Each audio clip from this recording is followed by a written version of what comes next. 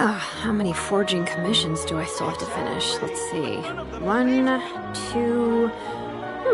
not so many as I thought. I'll get to them tomorrow. Time itself is a science.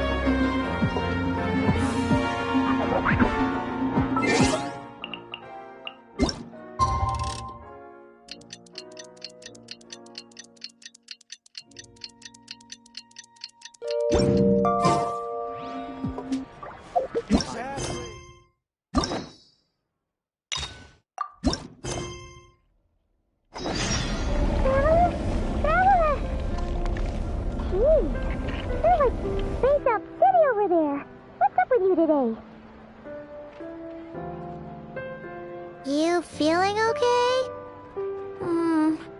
We've been traveling all over lately, so maybe you've come down with something. That's it. We're getting Baiju to check you over.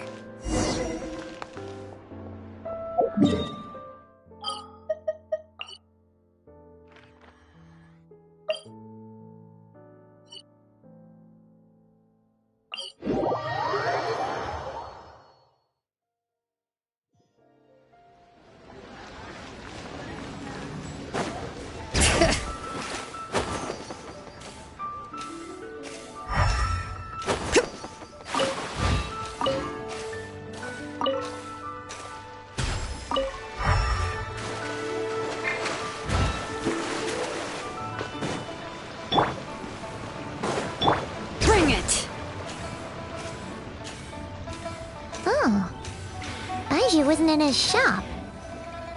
Oh, you're looking for Dr. Baiju. He's resting today, but he said to send any patients to the back room. Ah, okay. Thanks. We'll head on through. Please, show me your prescription.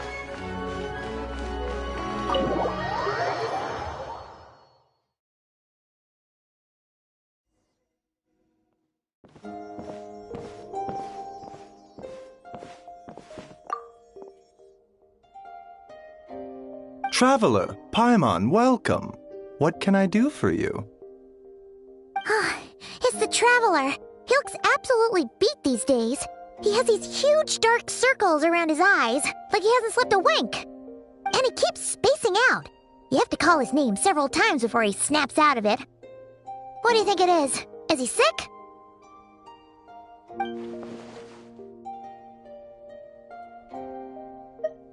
Very peculiar. In all the time we've been acquainted, this is the first time you've come to me with a health complaint. Come, let me take a look at you.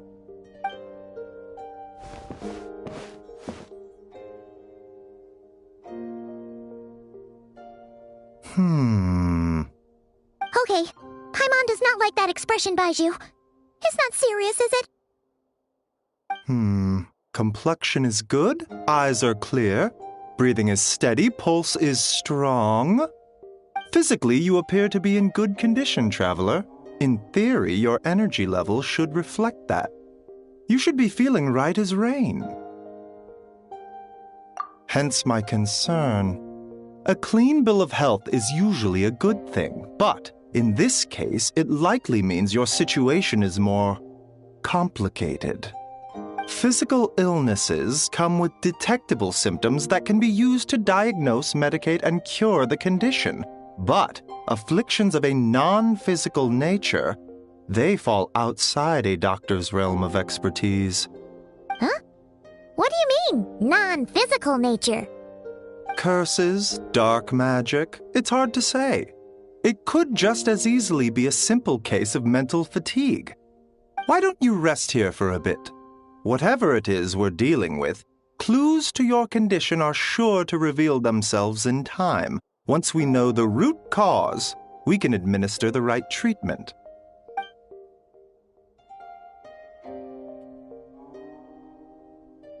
In the meantime, Changsheng and I will review the relevant literature for afflictions that present with mental fatigue.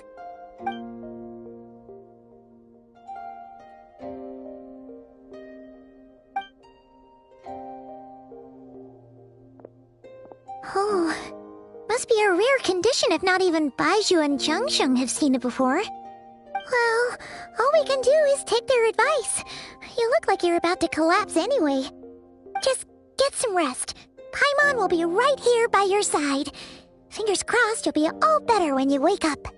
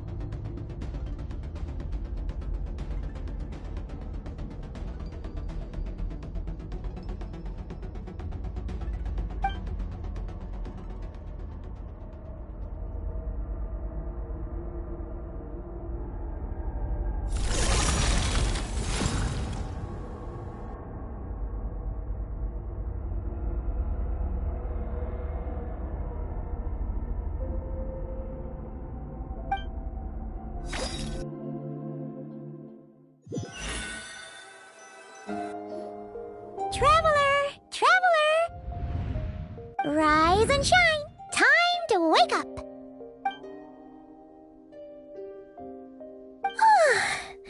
For once, you're making Paimon look like an early riser. It's already afternoon. Hopefully all that sleep did you some good. Feeling any better? A cut? What? Did you scratch yourself in your sleep? All right, let Paimon take a look.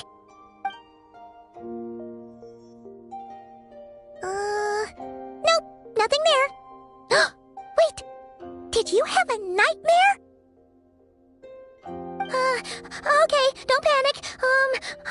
Paimon heard that dreams tell us what we need by showing us the opposite. So, if you had a nightmare, maybe all you need is something to cheer you up.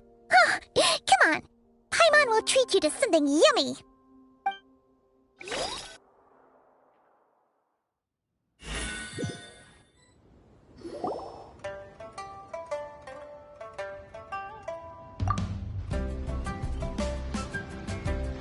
What?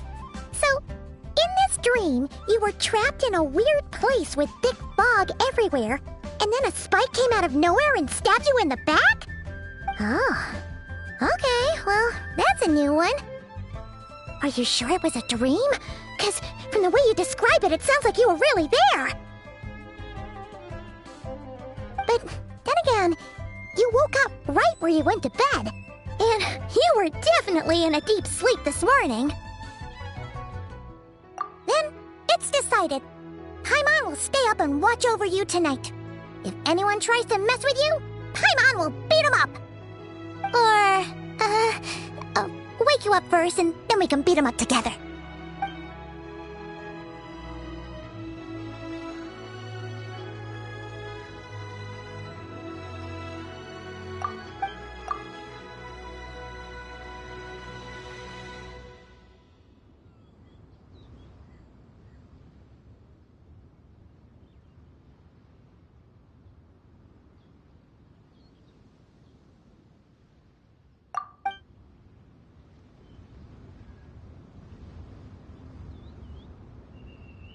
Something is missing? Did you just say something? The flesh remains whole, but the soul is incomplete. Left unresolved, the mind will wither away along with it. Ah! What the? Wait! Paimon remembers you! Your child's master! Skirk? Right! What are you doing here? The last time we saw you was at the Primordial Sea in Fontaine, right? But then we left and never learned where you went after that. Child's been looking everywhere for you, by the way. What brings you to Wanmean Restaurant of all places? You came here looking for us? And were you the one behind that hocus pocus just now? Tell me, what is it that you saw?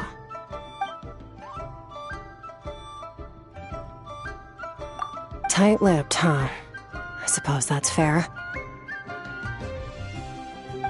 You. I'll take a glass of wine. Oh, of course. Coming right up. We make this one in-house. It's not too strong. Enjoy. Chef Mao, I'll take a grilled tigerfish over here. Coming right up. If I knew we'd be this busy, I wouldn't have approved Shenhe's vacation. At the end of the day, what happens to you is of little consequence to me. I'm not here to try and win you over. Trust me or not, the choice is yours. If you want my help, now's the time to speak up. You have until I finish my drink.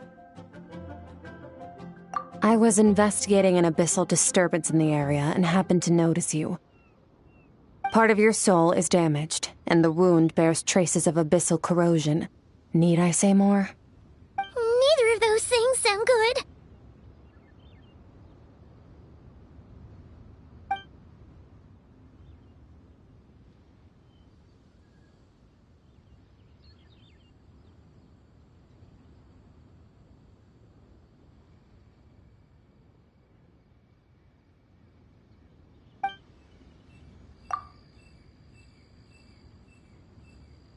Well, should we trust her? She mentioned an abyssal disturbance. Maybe that has something to do with what's going on with you. But we could always find a different expert on the abyss to help us out. Yeah, and that thing she said about your soul being damaged is scaring, Paimon.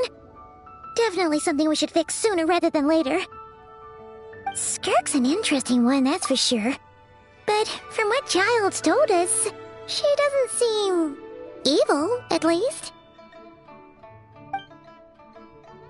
1, 2, 7, 10. That'll do. Well, have you made up your mind?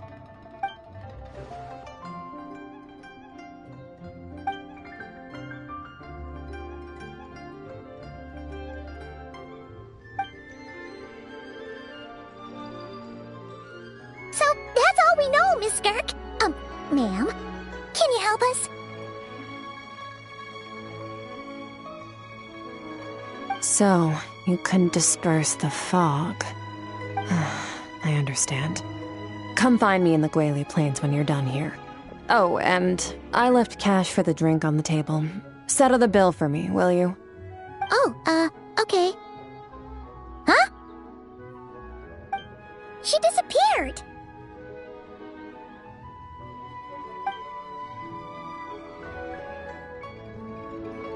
Wait, hold on. You overpaid. Here's your change. Oh, no. This includes the drink, so it should be the right amount. I didn't think you two ordered a drink. We didn't. this, remember? You brought it out to her yourself. You sure? I could have sworn there were only 2 of you at that table. What? What'd you put in their dish, Chef Mao? Some kind of hallucinogenic mushroom? You got them seeing things. Seeing things? Wait, so neither of you noticed her? Young lady? About this tall, wearing a purple dress? She ordered a glass of wine! Oh, now you mention it, that vaguely rings a bell. And it looks like I did open the wine jar, so it must have just slipped my mind. In any case, that settles your bill. Come again soon.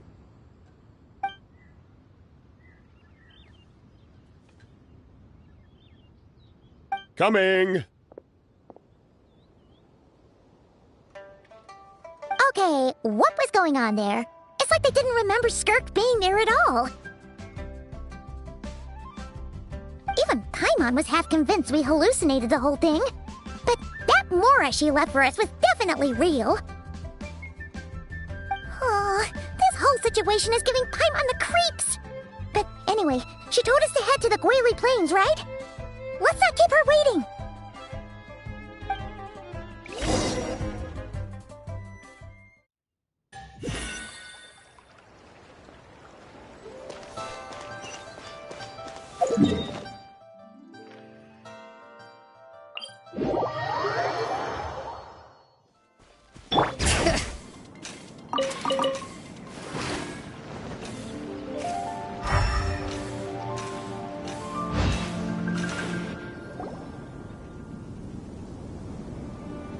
Whoa, what are all these rift hounds doing here?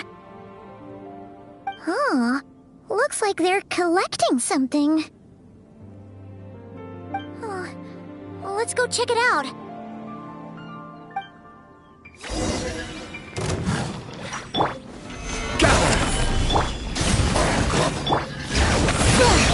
Get to work!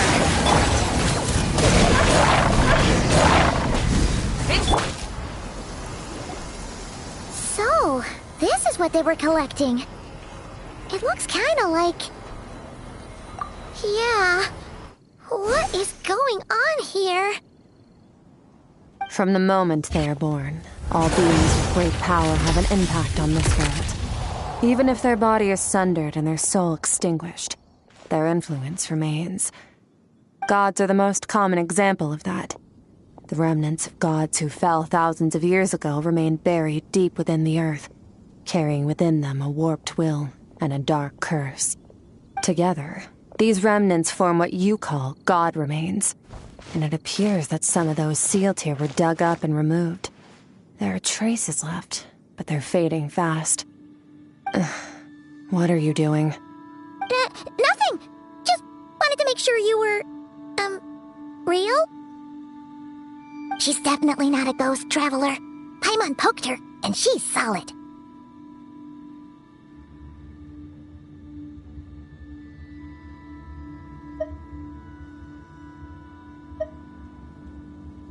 Your life hangs in the balance, and that's what you're fixated on? Strange set of priorities. It was just a trick to avoid being perceived. If someone notices me, those memories are erased. Simple as that. Unlike you, I have no desire to establish a connection with the world. The weak and the lowly have no right to remember me. They're lucky they only have a few missing memories to show for it. Now, can we please get back on track? Okay. Where were we? Right. The god remains. So, basically, there's now less of them here than there used to be, right? Isn't that a good thing? In our experience, god remains are 100% bad news. A lot of terrible things have happened because of them. Maybe it's a good thing by human standards, but power doesn't come from nothing, and it doesn't just disappear for no reason. The remains aren't just gone. They were taken. Very clever, traveler. You aren't the only one who had something taken from you. There are victims like you everywhere. The only difference being, you can speak, and the remains cannot. so it went unnoticed. Something similar happened in Sumeru. Within the span of one night, countless consecrated beasts were slaughtered, and a large amount of the god remains buried in the desert went missing. Of course, god remains are just one of the targets. The culprit is chipping away at sources of power all over this world, including the Stella Fortuna above. Wait, you mean the stars? 42 of them have died out in the past few months alone. In Conria, people believed that powerful individuals have corresponding Stella Fortuna. Even should that individual fall, their Stella Fortuna would not disappear, but gradually evolve into a new constellation. Yet now, stars are disappearing from the skies entirely, and it's not hard to deduce what's happening to the power they contain. Something has been leeching power from this world like a parasite steals nutrients from a host. And now, it's no longer satisfied with the remains of the dead. It wants you. This time, it only took a fragment of your soul. But next time, there's no telling how far it could go. No one knows. All I know for certain is this. Getting back what you lost will not be easy. Considering how much power this entity has stolen, it must be a god-level being by now at least. But that's not the real concern. Souls are fragile things, and yours could easily be crushed if you go up against it. So you're gonna help us, right? We're going to help each other. You are my ticket to uncovering this thing's true identity. Well, great! You seem super strong and you know a lot about the Abyss, so Paimon will take it. Don't get all mushy on me. All I'm doing is helping you get back to normal after a sudden crisis. And I should warn you, getting mixed up with me can have unforeseen consequences. We're on very different journeys. You don't want to be in my debt, trust me. You help me uncover the truth behind this entity, and I'll help you recover what you lost. This is a transaction, that's all. You would do well to remember that. Now, come along. Yeesh! You'd think she'd be a little friendlier since she's agreed to help us. But nope, she's just like when we met her in the primordial sea. So cold. Well, whatever. If that's how it's gonna be, then she doesn't deserve our friendship. What she does deserve is a super embarrassing nickname. Ah, Paimon's got it. Frosty the Lavender Melon. Serves that ice queen right. Anyway, the important thing is that we get that piece of your soul back. So, let's follow her and see what sort of plan she's got.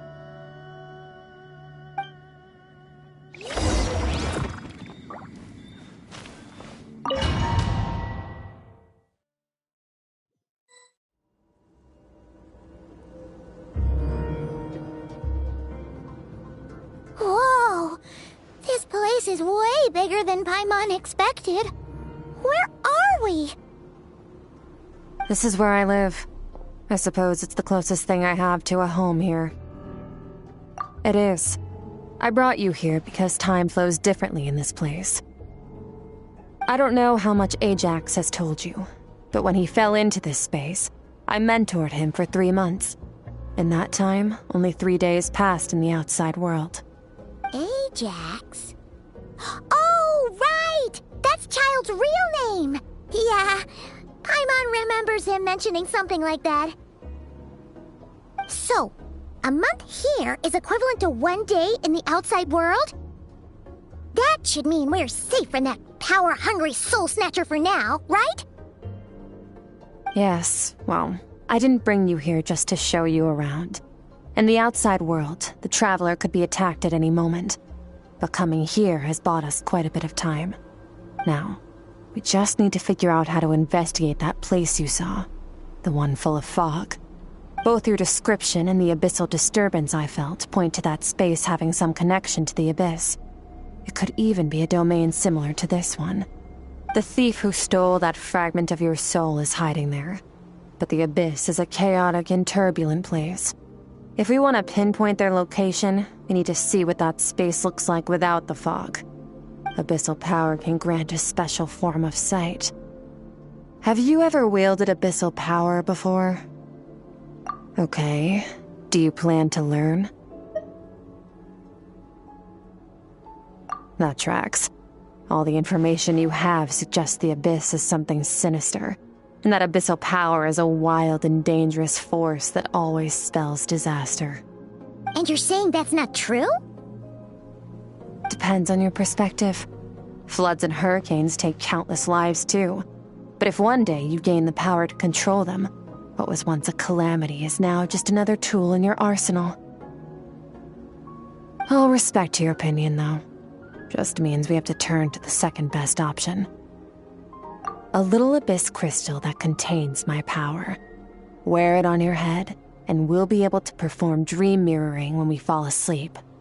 Dream mirroring? It means experiencing whatever the other person is dreaming. Everything they see, think, and feel. Since you haven't studied the art of using abyssal power, and have no plans to jump in the deep end right now, I'll have to do the investigating for you. With dream mirroring, every time you slip into a deep sleep, I'll see with my own eyes whatever scene plays out in your mind. Then, I can guide you through the dream environment, and we'll take back what was stolen from you. Huh. You make it sound so simple. Tough to say. This is an unprecedented situation for both of us. Even assuming we do manage to find where this entity is hiding, like I said, getting your soul fragment back won't be easy. To play it safe, I need to give you some special training first. Wait, you're gonna teach him some of your martial arts? Does that mean the next time we see Child, we have to treat him like our senior? Do as you want. For my part, I don't see you as my disciples. You're already a pretty good fighter. All I'm planning to do is build on your current skills and train you for the specific scenarios that I think we might face. But that's enough talk. If you're ready to do this, then come with me. Time might be more lenient here, but that's no excuse to waste it. Oh, she moves fast. Paimon can hardly keep up with her. So, special training, huh? Kind of a rare opportunity. With your skills, there's not a lot of people qualified to train you. The last time something like this happened was probably anti-Raiden Shogun training, right? Oh, feels like a lifetime ago. Skirk seems pretty strong too, though. Remember how she said that the all-devouring narwhal was just her master's pet? Maybe we really will learn something here.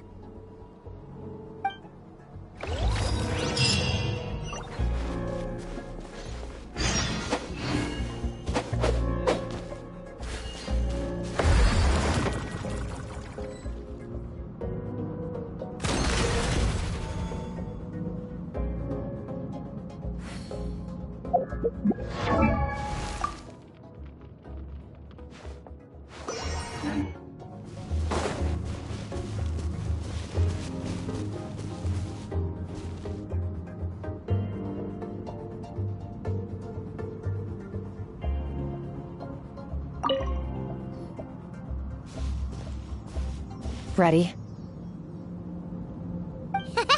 Bring it on! Your training will be split into 3 stages. Testing your blade work, elemental abilities, and reasoning skills. We'll start with blade work. You're no rookie in this area, so I won't bore you with the basics. During your long journey, you've no doubt sparred with a lot of talented sword fighters. Consciously or not, you will have picked up all kinds of techniques from them. You bet! There's Kaya, Master Jean, Kuching. Oh, and Kazuha, Ayaka. Yeah, we've met sword masters like you in every nation we've been through. You sparred with a bunch of them too, right? Nice to know it's all gonna come in handy now. Don't get too smug. In sword fighting, techniques alone are not enough. You need a cohesive system to bring it all together. A style or school of fighting. To use the human body as an analogy, your style is your skeleton, the foundation, the framework. Techniques are the muscles and other flesh attached to the bones. This is where your strength comes from. Improving your sword fighting is like growing that body. If your frame got bigger and taller, but you didn't add any muscle mass, you'd be weak and flimsy. Then again, if you packed on pounds of flesh without a big enough frame to support it, you'd end up bloated and unwieldy. You need to do some introspection. Take a good, hard look at your past experiences and figure out which parts of what you've learned are just techniques, and which parts can be used to form your own system of blade work. Only then will you get the full utility out of all your thoughts and observations along the way. Only then will every strike you deliver make perfect sense. Wait, is that it? Paimon thought you were gonna teach him some cool new moves. Like when you went swoosh and opened a tunnel to another place. One day, you'll reach a new level of power where you realize that even that's as basic a trick as any other. But right now, our sword styles are so wildly different that teaching you mere techniques is pointless. There are no shortcuts in the pursuit of power. Failure is your best teacher, and rigor is your coursework. That's all I have to say. Time to make a start. Train until you're satisfied with yourself. Now focus. Destroy the crystal columns as swiftly as you can.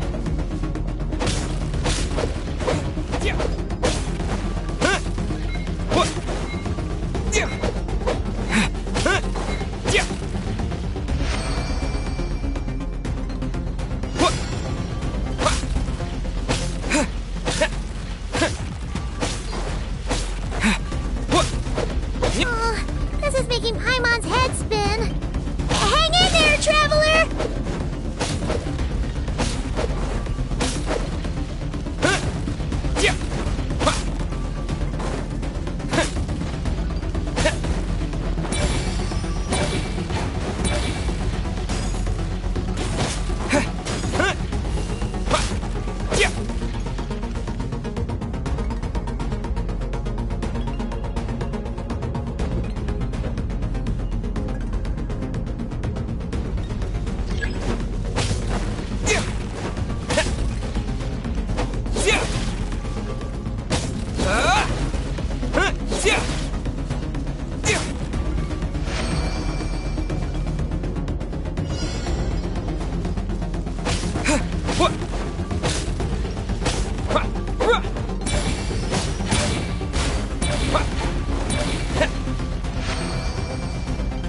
Stay calm.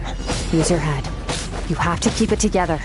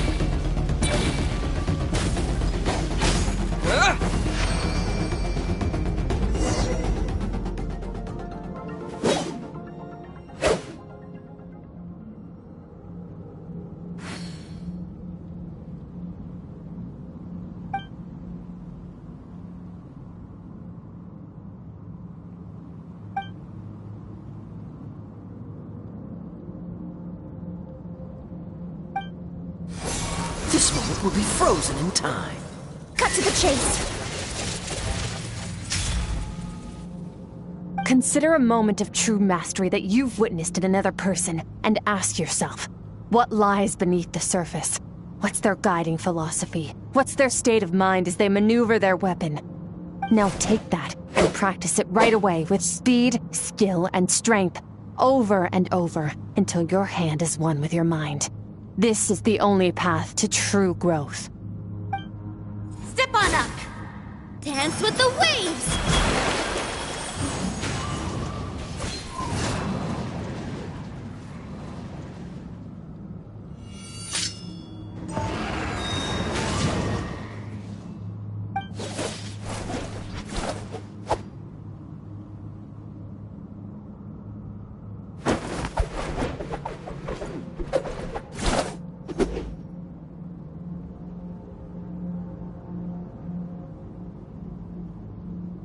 If you start to tire, empty your mind, but do not stop. Stay in that frame of mind as you keep up the fight. Get rid of all redundant movements. Imagine your sword is an extension of your own body. Wield it just as you wield your arms, hands, and fingers. 'Twas on a deserted, moonlit night that the hero approached the vile dragon's limpid lair. Rain Cutter! Feathers fleeting wet, the white heron treads water, a sight without flaw. Master of Inazuma Kamisato art Tachijutsu.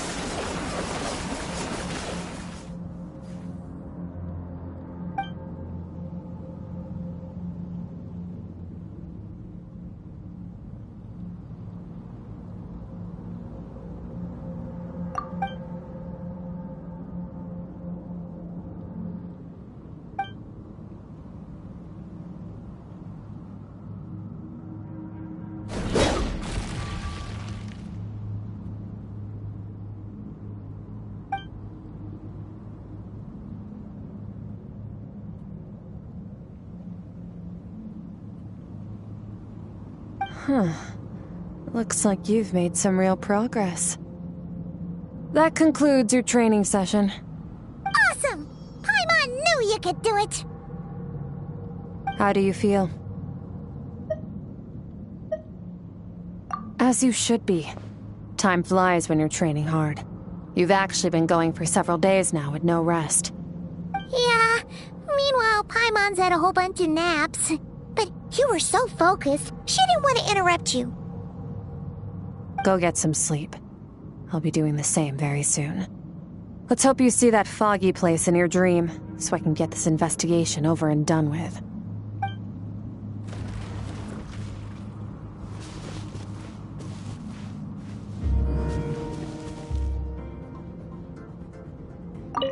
Sometimes, you have to practice a single movement 1,000,000, maybe 10,000,000 times, before the breakthrough moment comes. Nothing in the outside world can help you in this process. The most important thing is to remain patient.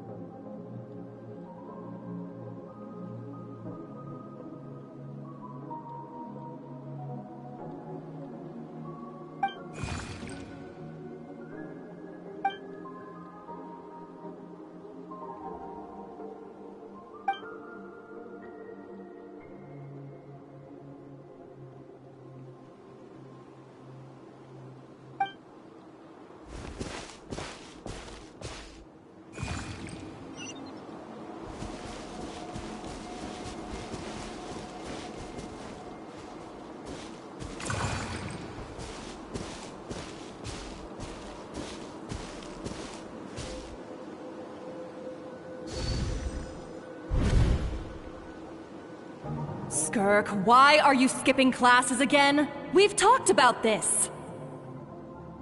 'Cause he's a crabby old man, and he's a boring old man. I don't like going to his classes. Excuse me. You shouldn't talk about your teacher like that. It's very disrespectful. All right, let's not get into a big fight about this. Skirk's learned what she needs. There's no point forcing her to sit through more classes if she doesn't want to be there. But I'd still love to hear about what you got up to yesterday. Why don't you tell your dad all about it? I went diving, and I saw this huge fish. I never knew they could get that big. It looked kind of dumb, though, with that stupid big fat head. I tried to shake its fin, but it just spat water at me. Oh, and today, I'm gonna go to that prairie up north. There's supposed to be this giant bird there that can spit fire. I bet if I climbed on its back, it could fly me all the way to the stars. Then I suppose your old dad should get one as a pet too. Otherwise, how are you gonna hear me call you for dinner up there in the stars? When it's time to eat, I'll come back on my own, Zilly. Anyway, gotta go. Bye, Mom. Bye, Dad. Wait! Put on a coat at least. You'll catch a cold. I'm talking to you, young lady. You spoil that child, you know. Ever since that merchant ship arrived, she practically lives outside. Always going on about exploring the beyond one day, whatever that means. Let the kid do what makes her happy. Besides, we both know you're all bark and no bite. Come on, our little adventurer is gonna be hungry when she gets back. Let's get started on dinner.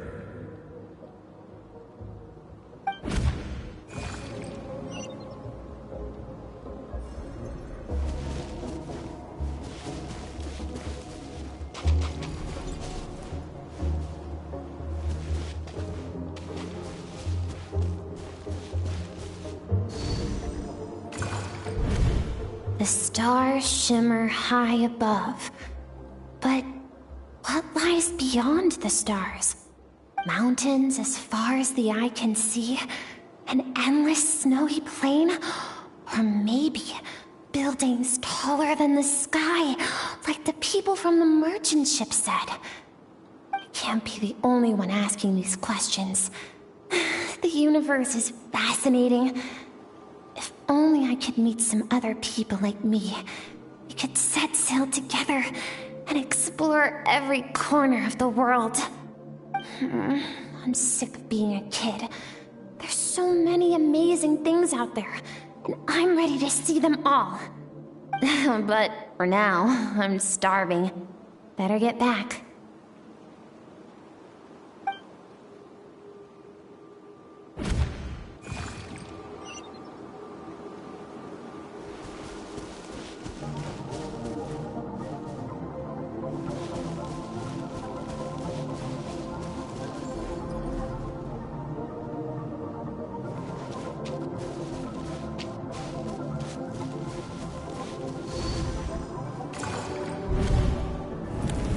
Don't let a single one of them get away! No, please, spare the children! Stay back! They're coming! Run! Help! Eliminate the threat. Take them down! Don't be scared. Help! This way! We'll never make it! Fire. There's fire everywhere. What happened? I told you we shouldn't have trusted these outsiders!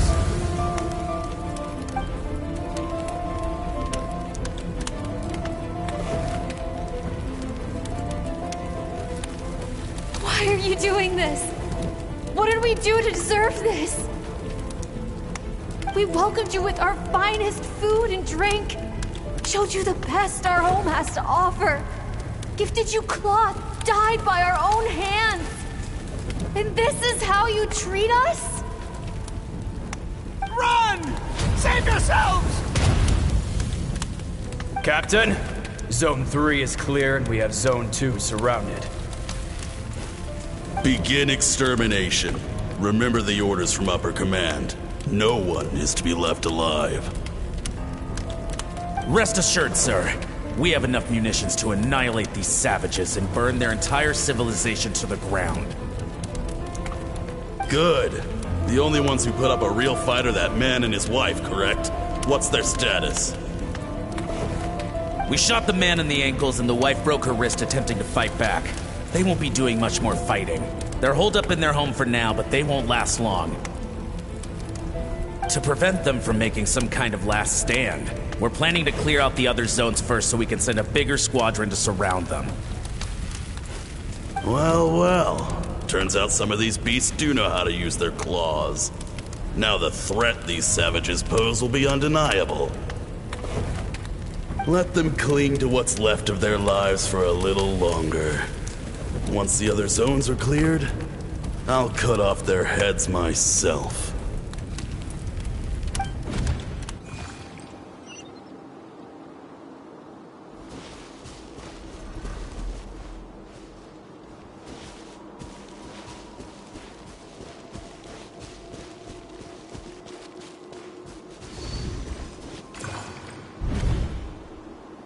Dad? Mom? Skirk! You're alright! Thank heavens! I'm so happy to see you, sweet girl. But you need to go. It isn't safe here. They'll be back any second. What happened? You're bleeding a lot. Dad? Mom?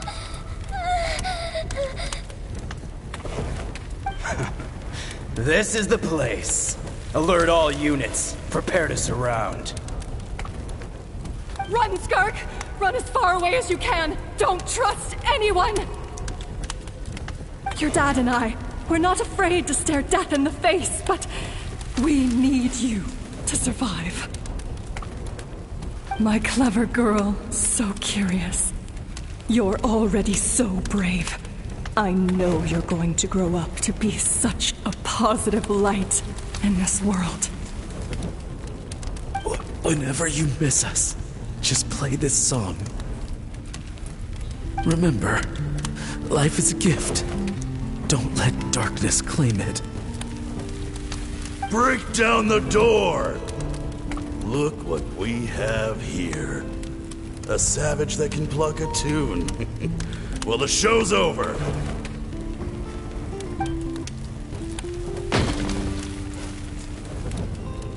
You! Stop singing! Shut it! I said shut it or I'll make you! Fine. Have it your way!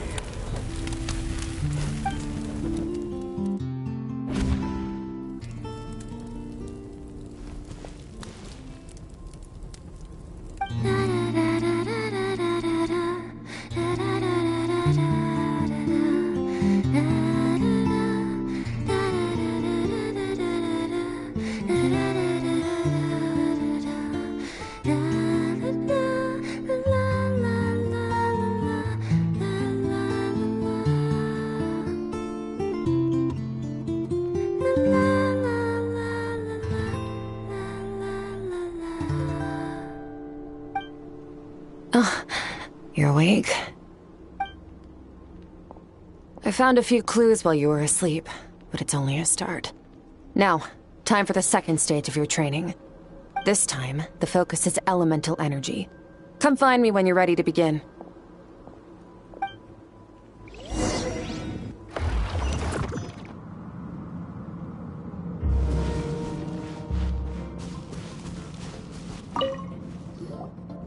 Man, staying in the abyss feels so surreal, don't you think? No day and no night. It's like time hardly exists. If we weren't careful to keep track, it feels like we'd have no idea how long we've even been here.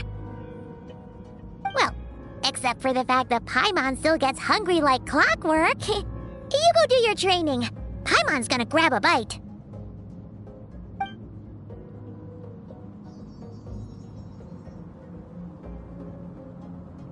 The way I see it, the pursuit of power is divided into 3 stages. The first is mastering the use of standard weapons. Next is learning how to harness natural energy. And after that, you're free to challenge even higher dimensions. The natural energy of Teyvat is, of course, elemental energy. But that's not my area of expertise. I draw from a different source of power. Abyssal power, yes. Also known as the power of the Void Realm. My master, Sertologi, is a true expert in that area. After all, he was one of the group of 5 that infamously stole the all-encompassing power of the Abyss, an act for which the people of Conria gave them the epithet, the 5 Sinners. The elemental energy of Teyvat, on the other hand, is derived from the power of the Light Realm. These 2 forms of energy exist in direct opposition to each other. Suffice to say, there's not much I can teach you this time.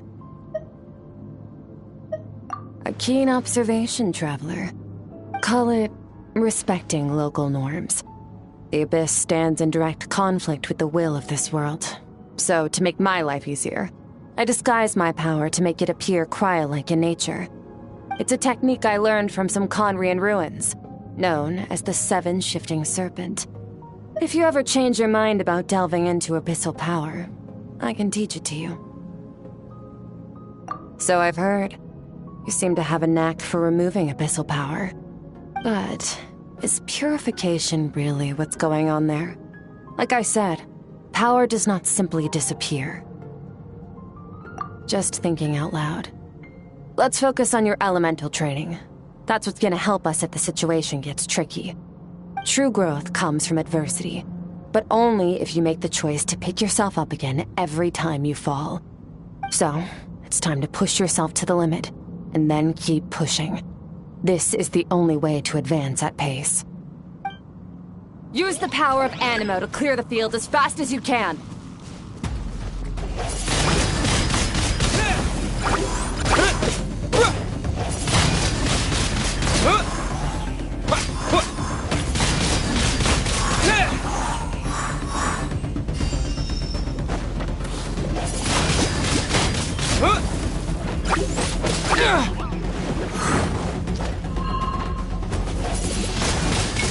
Windblade!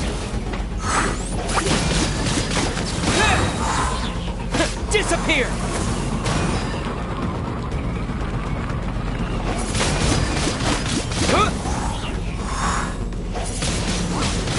Windblade! Observe your surroundings. Look for things you can use to tilt the scales of success in your favor.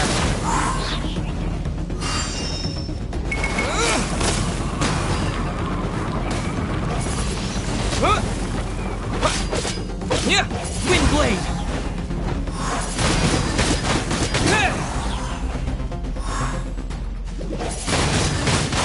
Windblade!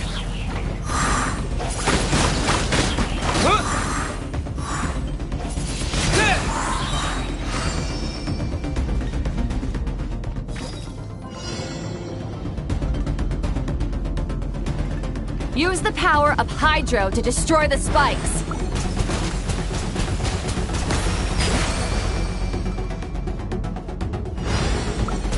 Faster.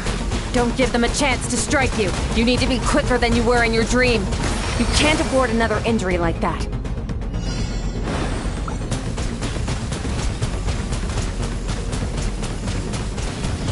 Water jet!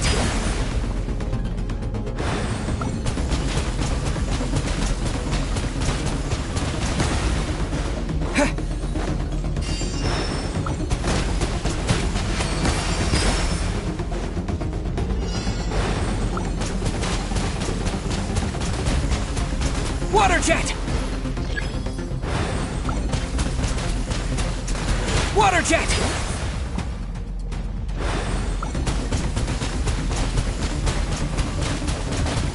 Water jet!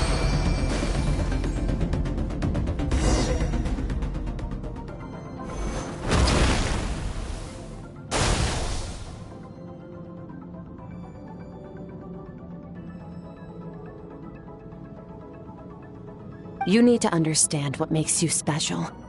The ability to wield elemental energy without a vision and switch between the elements at will. It means your aspirations need no approval from the gods. Your power is not bound by the rules of this world. So be bold. Do not be afraid to chart your own path.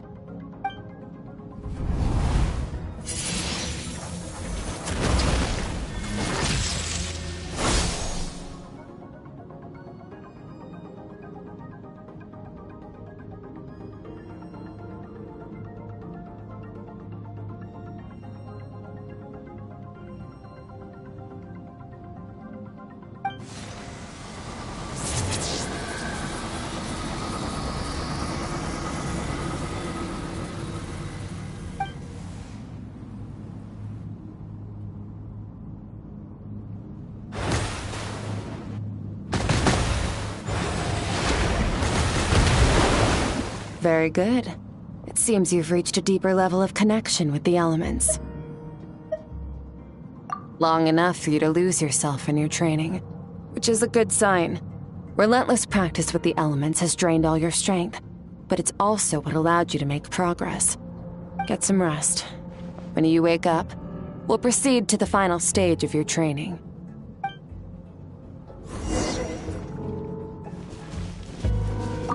If you wish to master the elements at a fundamental level, you must see the entire natural world. Nature in all its places and forms. That is part of what it means to be a traveler.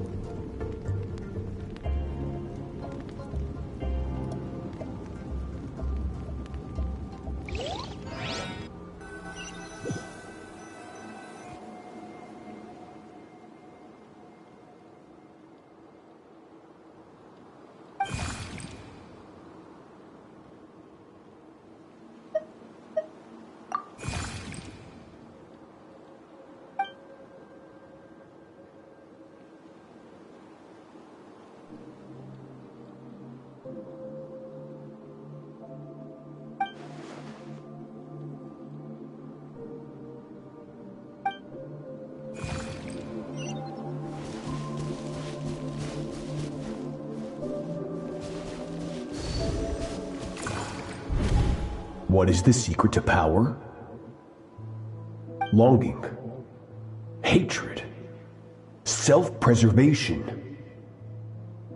No, it is fear. The fear of losing those you love.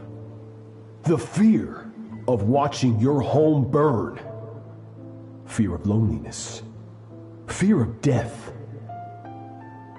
Fear is the source of evolution. It forces humanity to adapt to their environment and overcome hardship. It is in the process of prevailing over our fears that we surpassed first ourselves and then the rest of the world. That fear is now part of you. It calls on you to evolve. And it is time to answer.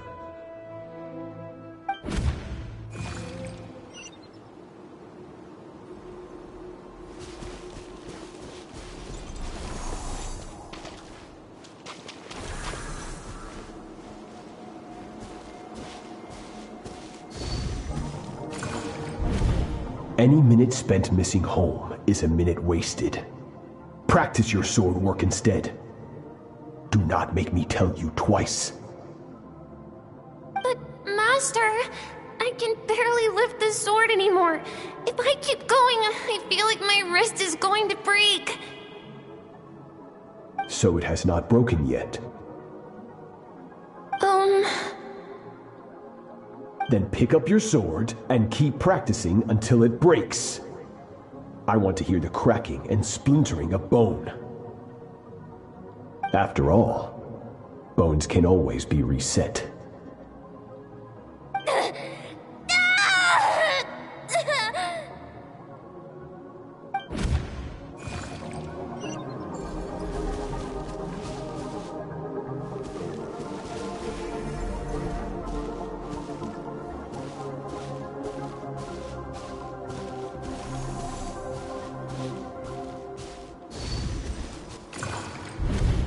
Good, Skirk.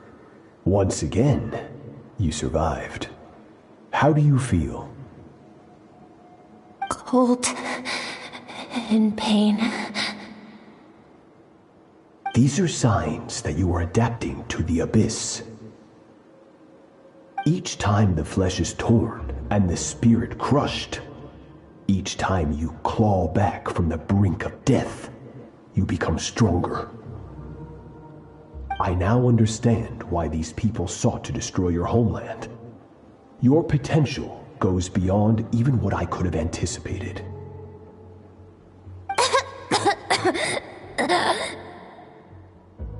But you still have much to learn in your pursuit of strength. Your mind is rife with distractions. From now on, I shall show no mercy in your training. You must learn to shut out all the pointless emotion, crush the self that makes you weak, and become master over your physical form. Get up, Skirk. Wipe the blood off your face. Cut away the rotten parts of your flesh, and mend what is broken. Then take up your sword.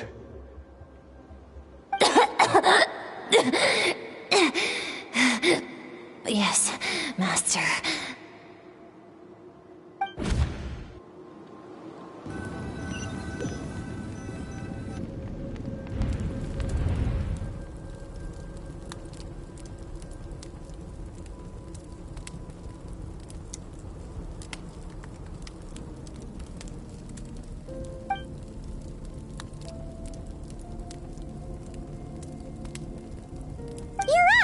Hopefully you got some good rest. Skirk said to tell you that she's ready to start the final stage of your training whenever you are. So, want to head over now? Or did you want to wait a little?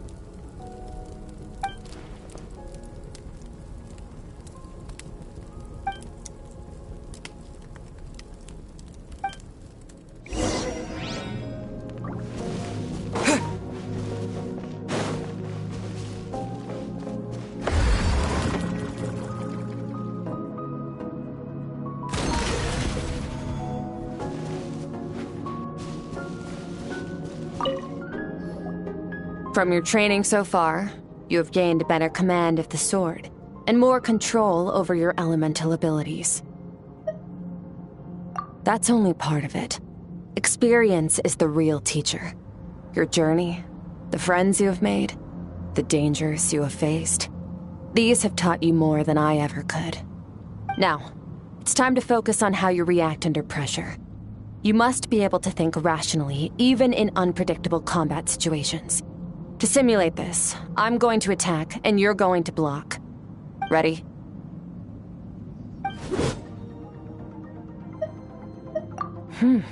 Not bad. That defensive stance looks near unbreakable. Just like your sister. Oh, that reminds me. You still don't know what happened to her, do you?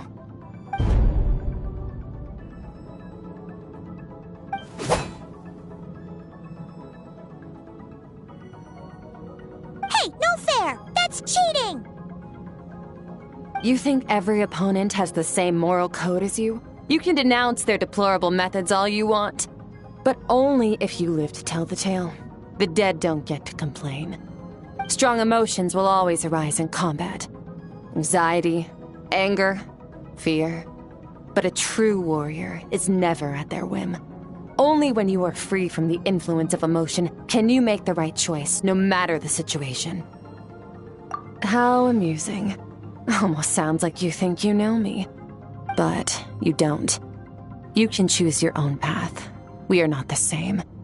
Let's begin. Try to use reason over emotion. Make the most rational and advantageous decision in any given moment. This is your final training session. Look alive.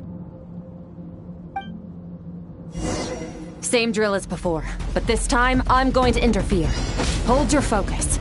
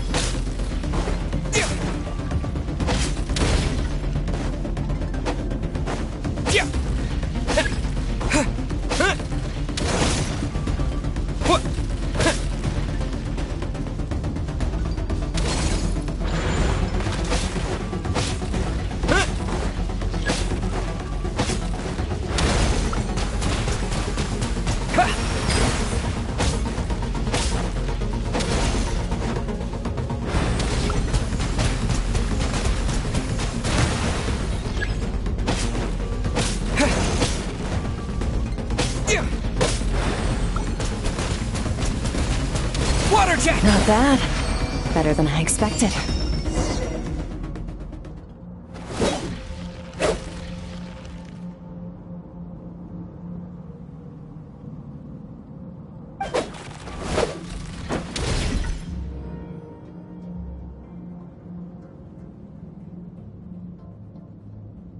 You're getting the hang of it. The first step to controlling your emotions is controlling your mind. You want a unified train of thought. It all comes down to focus.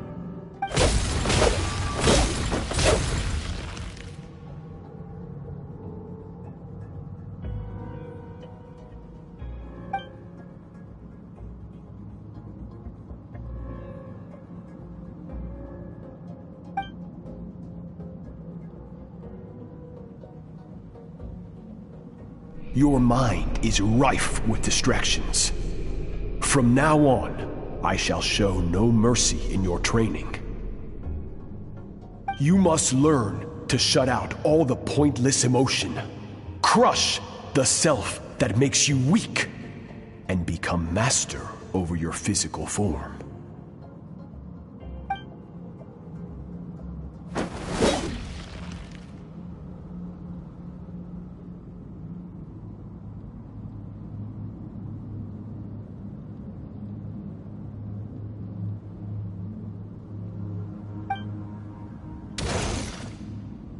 Stop. Let's pause here. One look, and I can tell your mind has wandered. That's to be expected. There's a limit to how long a human being can concentrate on one thing.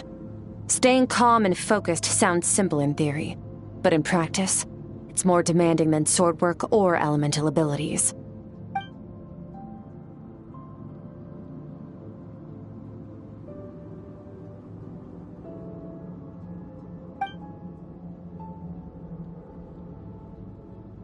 Get some rest. No point training further if you're already dead on your feet. Like I said at the beginning, the only goal of this training is for you to reach a point that you're satisfied with. You managed to push past your limits, which is a good start. You can be proud of that and sleep well knowing that you've earned it.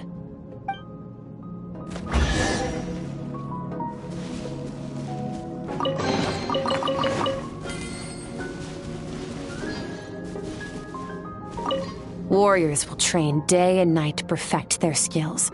But when the battle comes, their fate may be decided in a matter of minutes. One mistake, one moment of hesitation, and just like that, all their blood, sweat, and tears were for nothing. You need to push yourself to perfection, or you might not even live to regret it.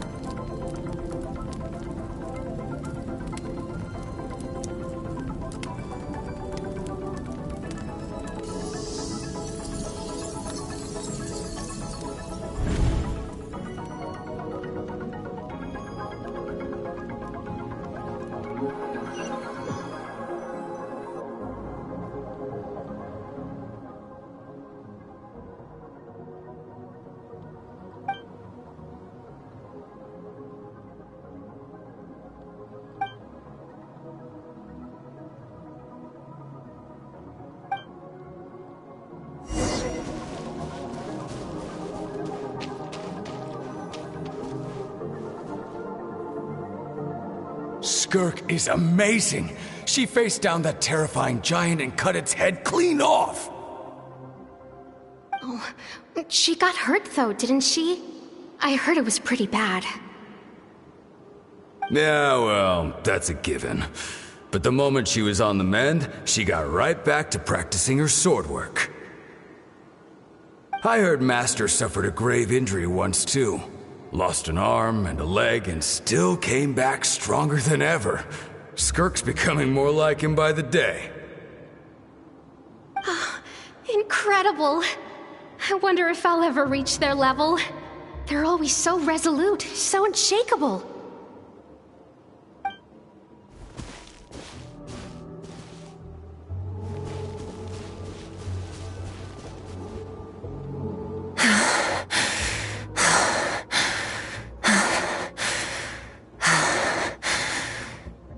Pathetic. You're not even trying.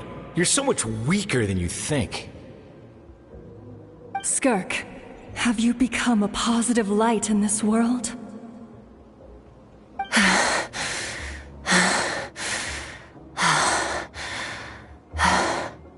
Do you even remember how many of us perished in that fire? How many bodies were left to rot on the scorched earth? Yet you alone live on. Keep your gaze fixed on your blade. You don't deserve to rest. I have so many questions. I just want to jump in a spaceship, explore the whole universe, and get answers from the stars. I just need to wait till I'm grown up. Then, I can do anything. Now, you must bid farewell to who you were in the past, and become someone stronger. Run! Skirk! Run! Only death awaits us here. Keep running, and don't ever look back.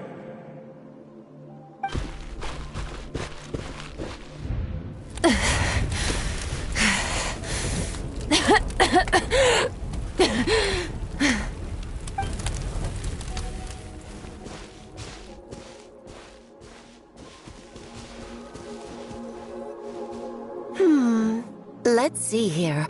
First things first, you need a new identity. Going around telling people you're from somewhere beyond the stars won't do, now will it? How about saying you hail from beneath the earth instead? As the Conrian saying goes, venturing out into the universe and down into the abyss are the same in that both are braving the dark unknown. Well, I'm a visitor on this planet, so I'll follow the rules. Ah, splendid. That saves me quite a bit of trouble. Let me offer you a piece of advice in return, although it might not be what you want to hear. I know the pursuit of strength is important to you, but taking a moment for yourself every once in a while is never a bad idea. Ignore her existence for too long, and there will come a day when you can no longer hear her voice.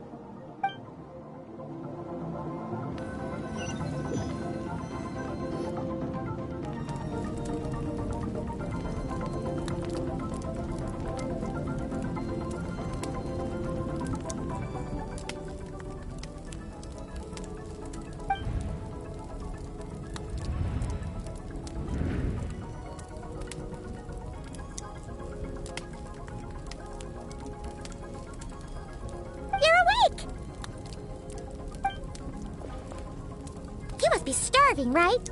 Ta-da! A barbecue feast just for you! Of course you are! That's why Skirk and Paimon got this all ready for you. Dig in! Before it gets cold! Ah, well, if you're around someone long enough, it's bound to happen. Plus, Skirk can cook! So, Paimon decided she can forget the whole Ice Queen thing. Paimon's not one to hold a grudge. Here's an idea. Let's save the chit-chat until after the meal.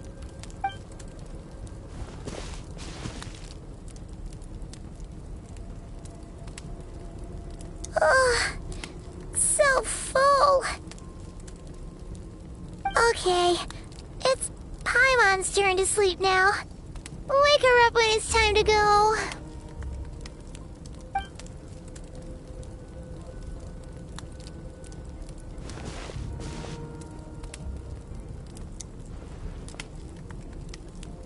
I have good news. First, your training is complete. You have what it takes to wield immense power. Now it's just a matter of putting it into practice. Continue to learn from your journey and hone your skills against formidable opponents. Second, I've located the culprit we've been searching for. Next, you just need to retrieve the missing part of your soul, and our business will be concluded. When Ajax trained with me, he once told me he was bursting with questions. So I allowed him to ask me 3 of them before he left. You and I may never meet again, Traveler. So if there's anything you want to ask me, now's your opportunity. Just like Ajax, I'll answer 3 of your questions.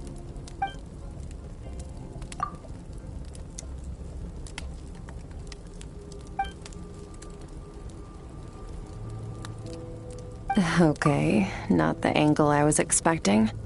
What makes you ask that?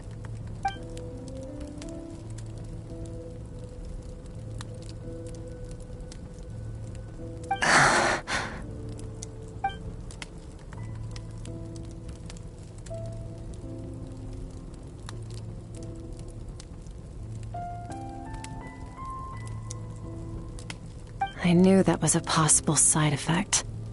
Closed off my mind to you for that exact reason. Even with the dream mirroring, you should have seen nothing but endless darkness.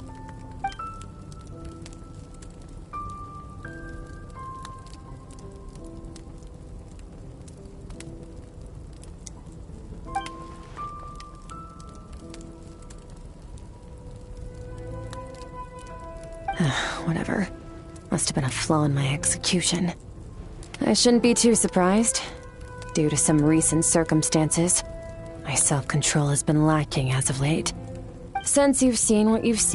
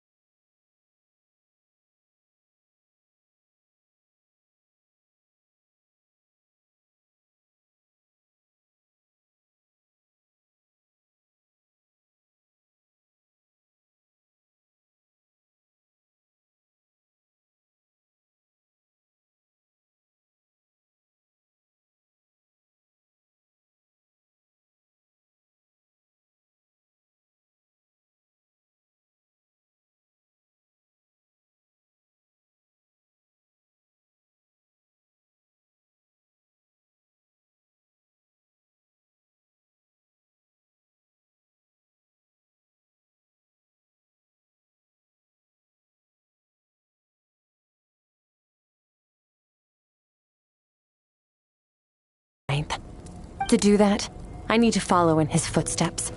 Walk the path he once walked. And somewhere along the way, I'll find out how to defeat him. That is my sole focus and purpose. Okay. You have one question remaining.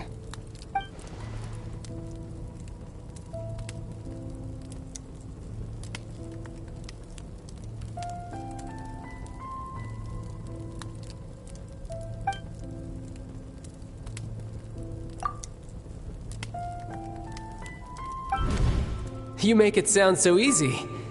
Ever since the incident I experienced there, I've never stopped searching for Master Skirk and that unknown abyss. But it's been years now, and I've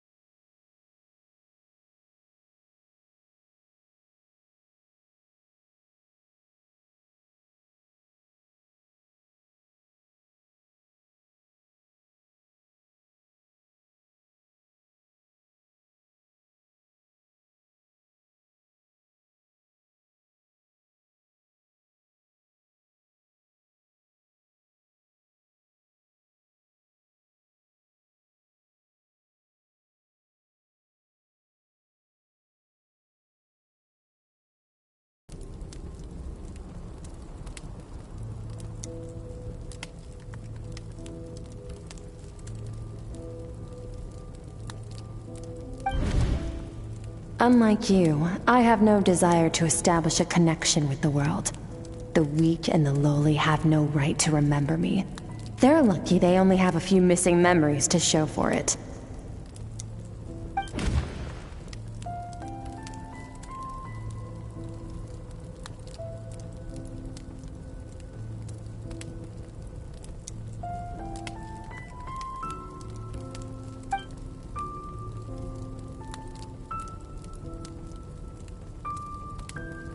Wake up your companion. It's time to go. Oh, and everything I just told you. Best keep it a secret from her as well.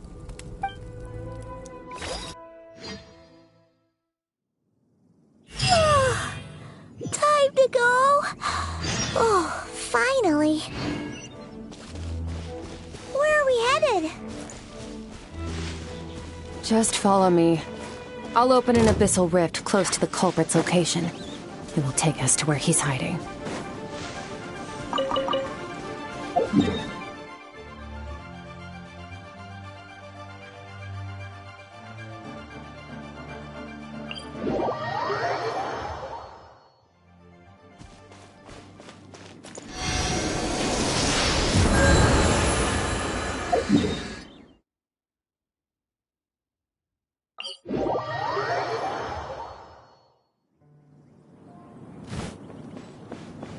Try and stop me!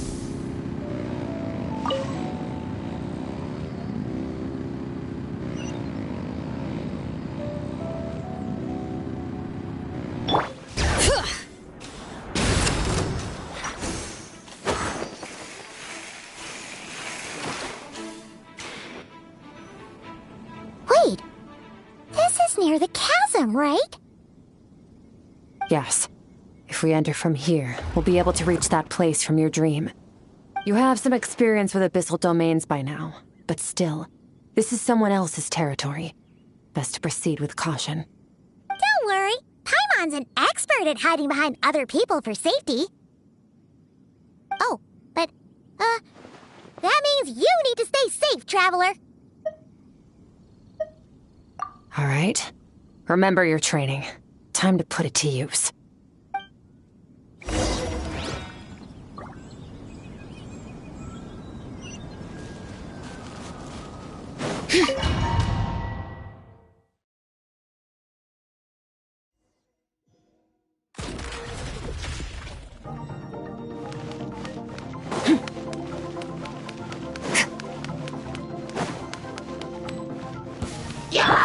Go!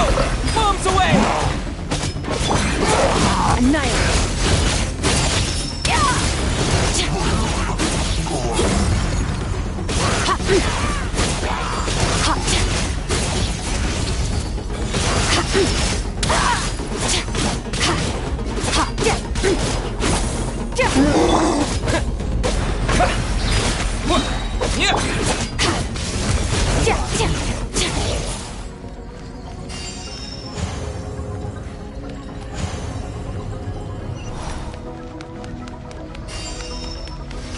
Whoa!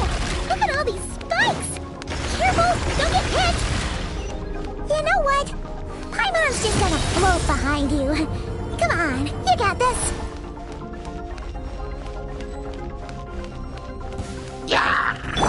Go! Wipe out!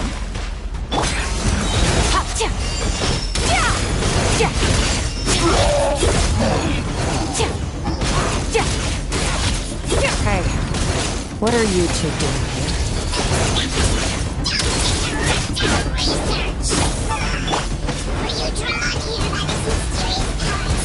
Dusty, like an abandoned house. Let's press on.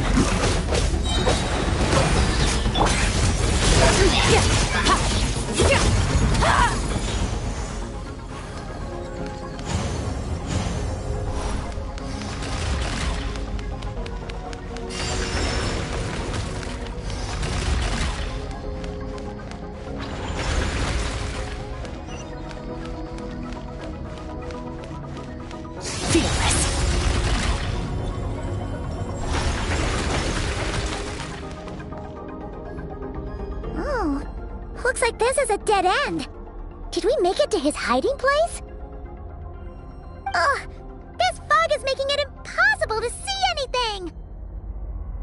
This should be the place where you were attacked, Traveler. The missing part of your soul should be nearby. Can you sense where it is?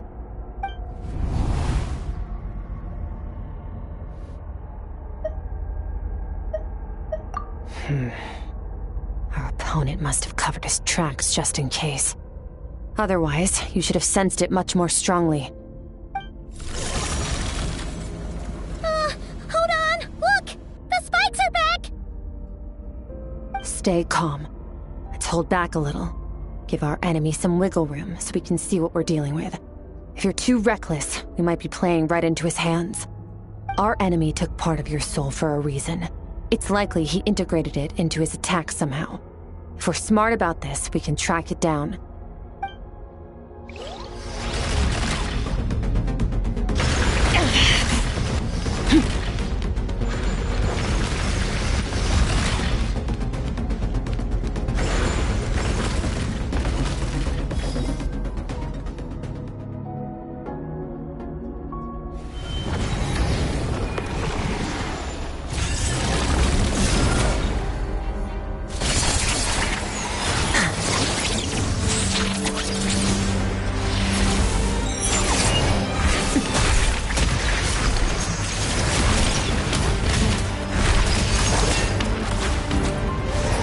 From the start, the attacks have been focused on me.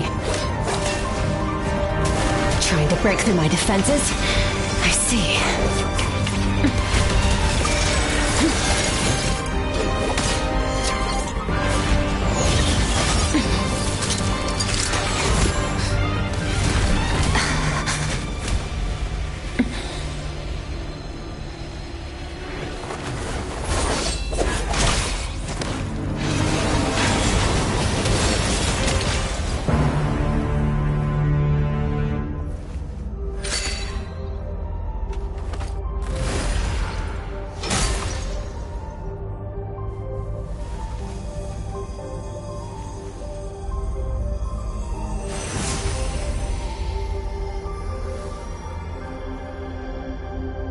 There.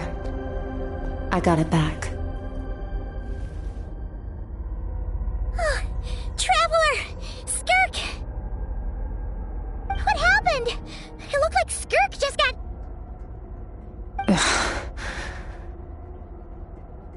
In the Guili Plains, you asked me why this enemy chose you as his target.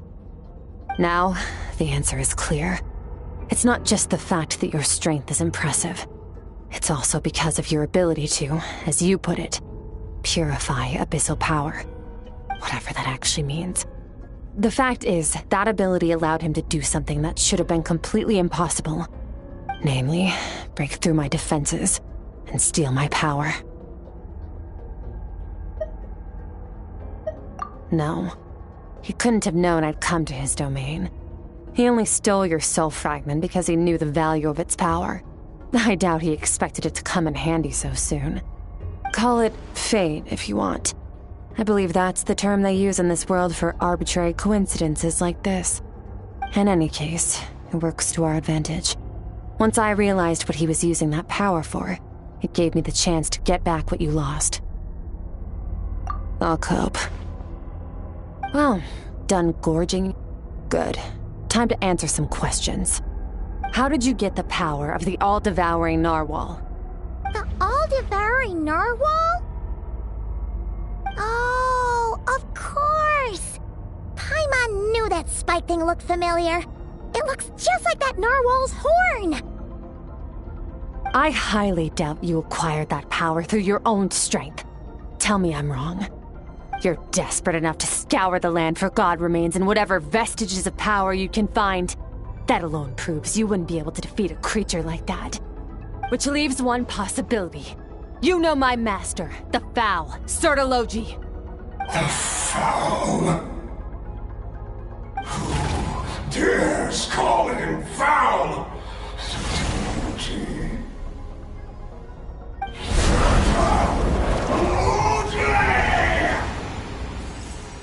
What's wrong? Bit off more power than you can chew? You're struggling to hold a basic conversation. Just a little longer. I'm still...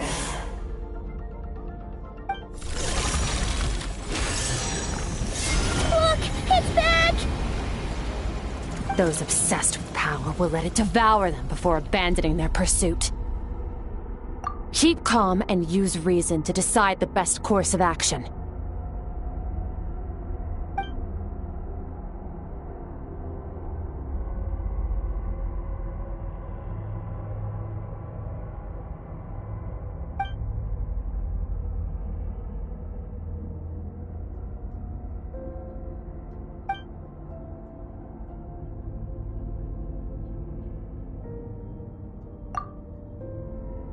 Wise decision. Final victory doesn't always come after a single battle. You've got your soul fragment back, so we both got what we came for. Let the enemy draw breath while he can. It won't be for long. Get us out of here, Traveler. You'll need to lead the way this time.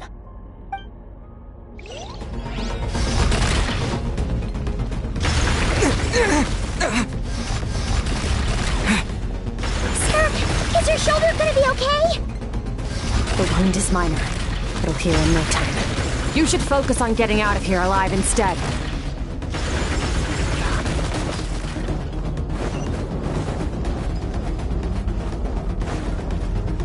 Uh-oh! Falling spikes! Run!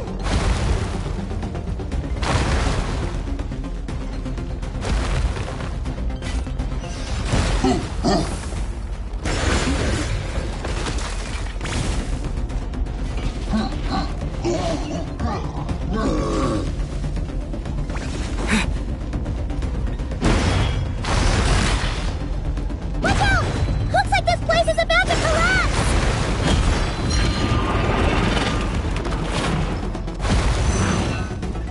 So, this guy's power has something to do with the all-devouring narwhal.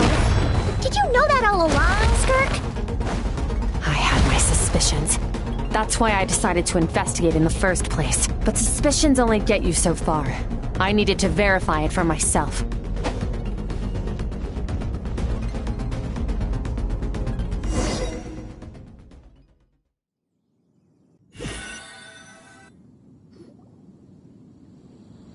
Phew. Oh, we should be safe here, right? I no longer sense his presence. Can't have followed us out of that abyssal domain. Weaklings like him will find that my power is not so easily controlled. He won't be leaving that place until he's managed to digest it. You seem surprised. I suppose that's fair. You've seen but a fraction of what that whale is capable of.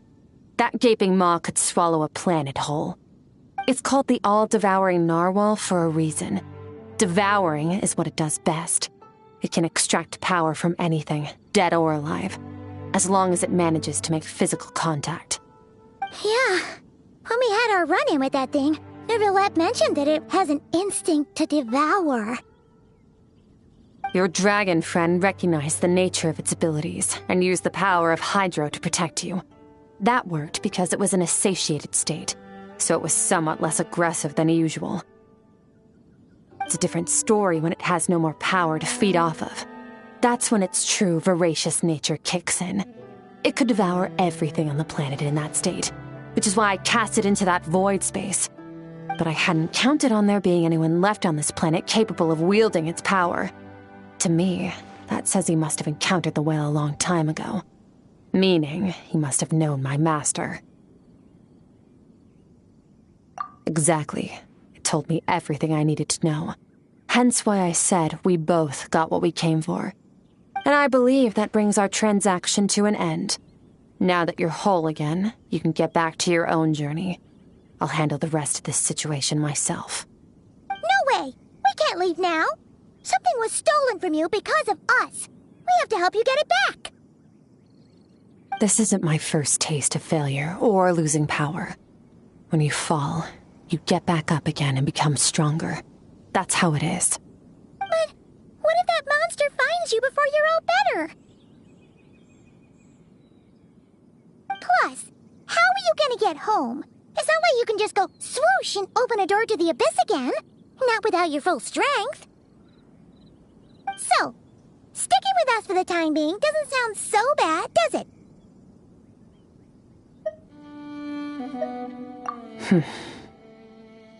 Fair enough. Then take this. What is it? The bag of Mora. Nothing in this world is free. I know that much. I'll leave the planning to you. Hurry up and decide where to go. We shouldn't linger. We should take Skirk somewhere she can rest. But where? Paimon gets the feeling Skirk wouldn't like being around a lot of people. Oh wait! Baishu said we could rest in the back room of the pharmacy, didn't he? Let's head there! He'll know something about Master. I'm sure of it. Next time, I need to be ready. Oh, this. It's a star crystal suit. Abyssal energy is scarce in Tevat. Wearing this helps me access it more freely. It stores concentrated abyssal energy that I can draw from on the go. When the energy runs out, it reverts back to its original form. Fine. It was just a scratch. It'll take time to recover my strength, of course. But adapting to situations like this is nothing new for me. Found somewhere to rest. Well, lead the way then.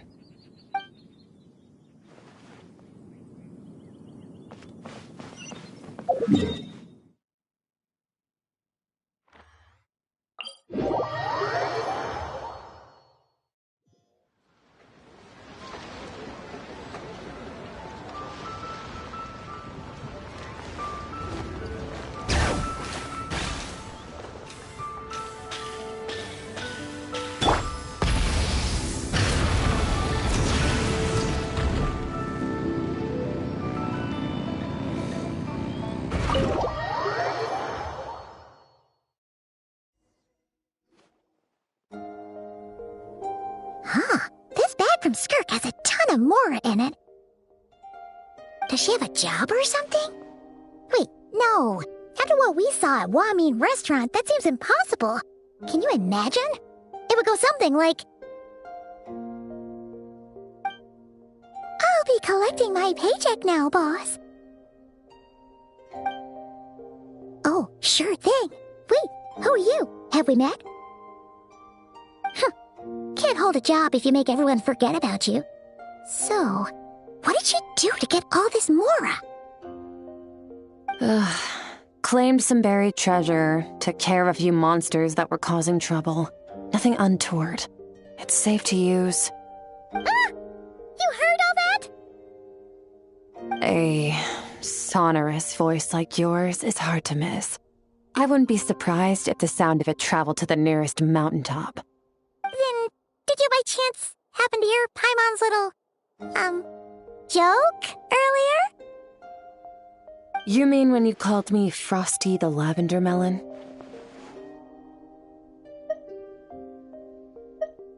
No, sorry. Paimon totally misspoke just now. She didn't say that at all. It was, a Paimon lookalike. Yeah, she's a piece of work, that one. Always impersonating Paimon and giving people weird nicknames. Okay, fine. The truth is, Paimon didn't like you all that much at the start, but things are different now. You helped the Traveler in a big way, so... What do you say? Friends? I noticed there was only one bed. Go ahead and get some rest. Wait, what about you?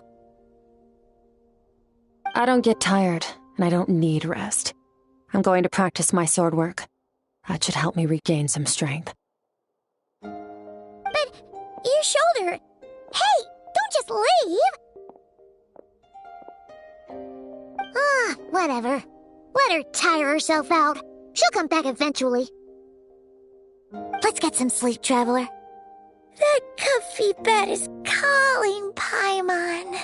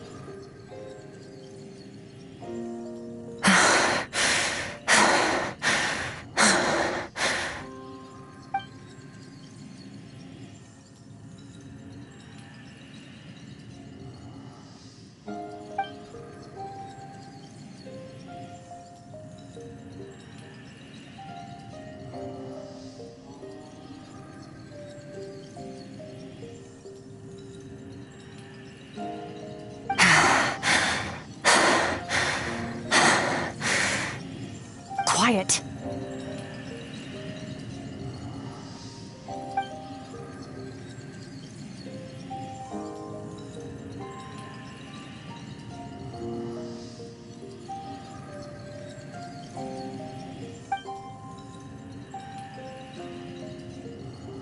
Do you even remember how many of us perished in that fire?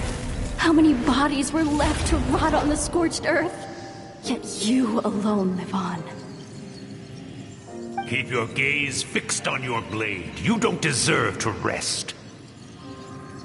Run, Skirk. Run! Only death awaits us here.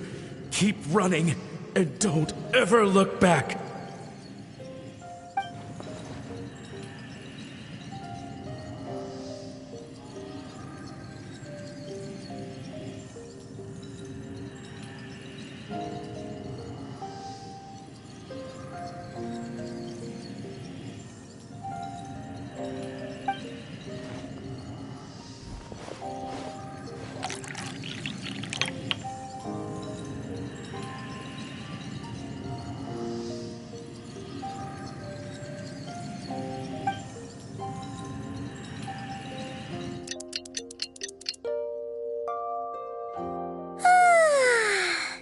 Getting an early night's sleep is the best. That bed was so comfy. Wait, Skirk? Have you been sitting out here the whole night? The bed's all yours if you want it.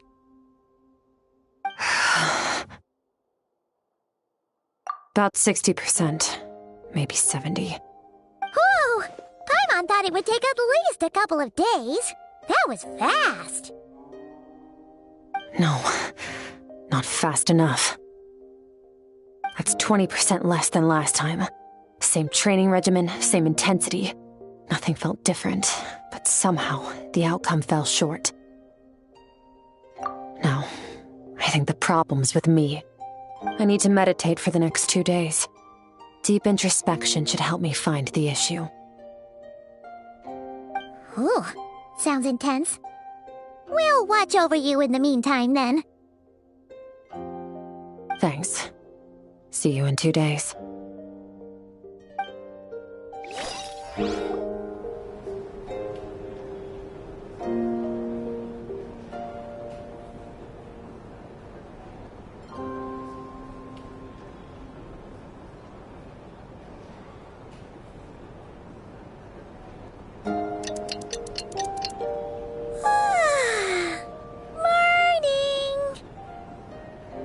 Skirk is still meditating, huh? It's been 2 days already. Shouldn't she be awake by now? Paimon can't think of anything we can do to help. Oh, wait! Breakfast! That's it! Paimon will go get breakfast! Skirk is gonna be starving when she wakes up. Be right back.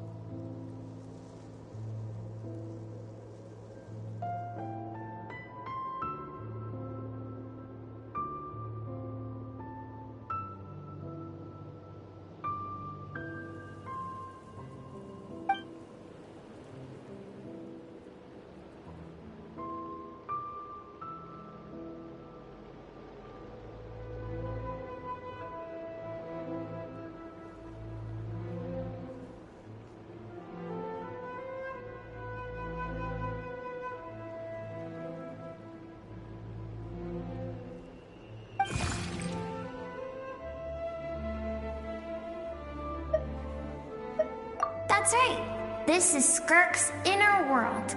Think of it as the threshold between the soul and dreams.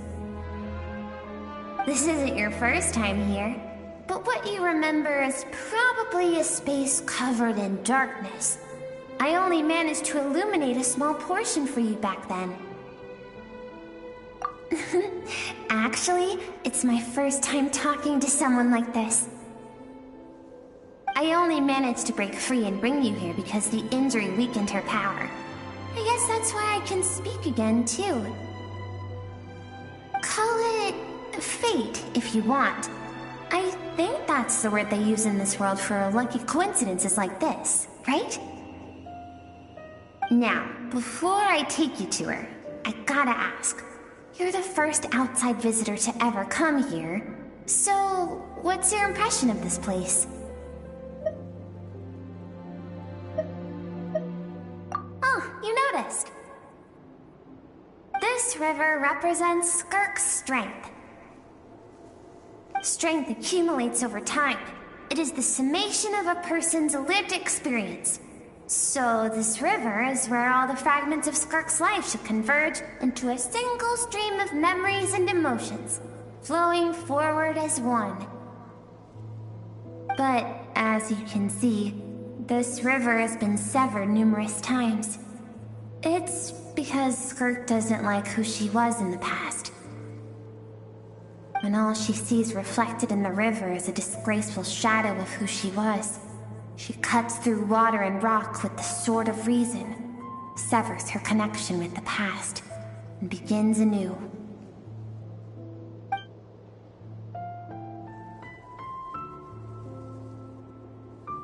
You must learn to shut out all the pointless emotion.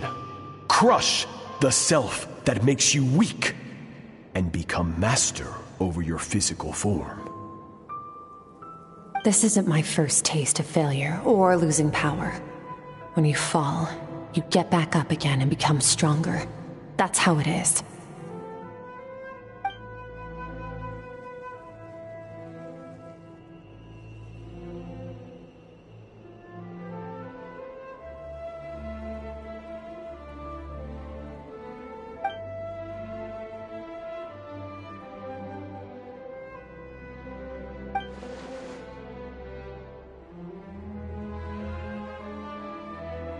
The answer to one mystery invites another question, I see. Let's follow the river upstream. There among the cliffs, among the memories etched into her heart, lies the truth of it all. Soon, you'll understand everything.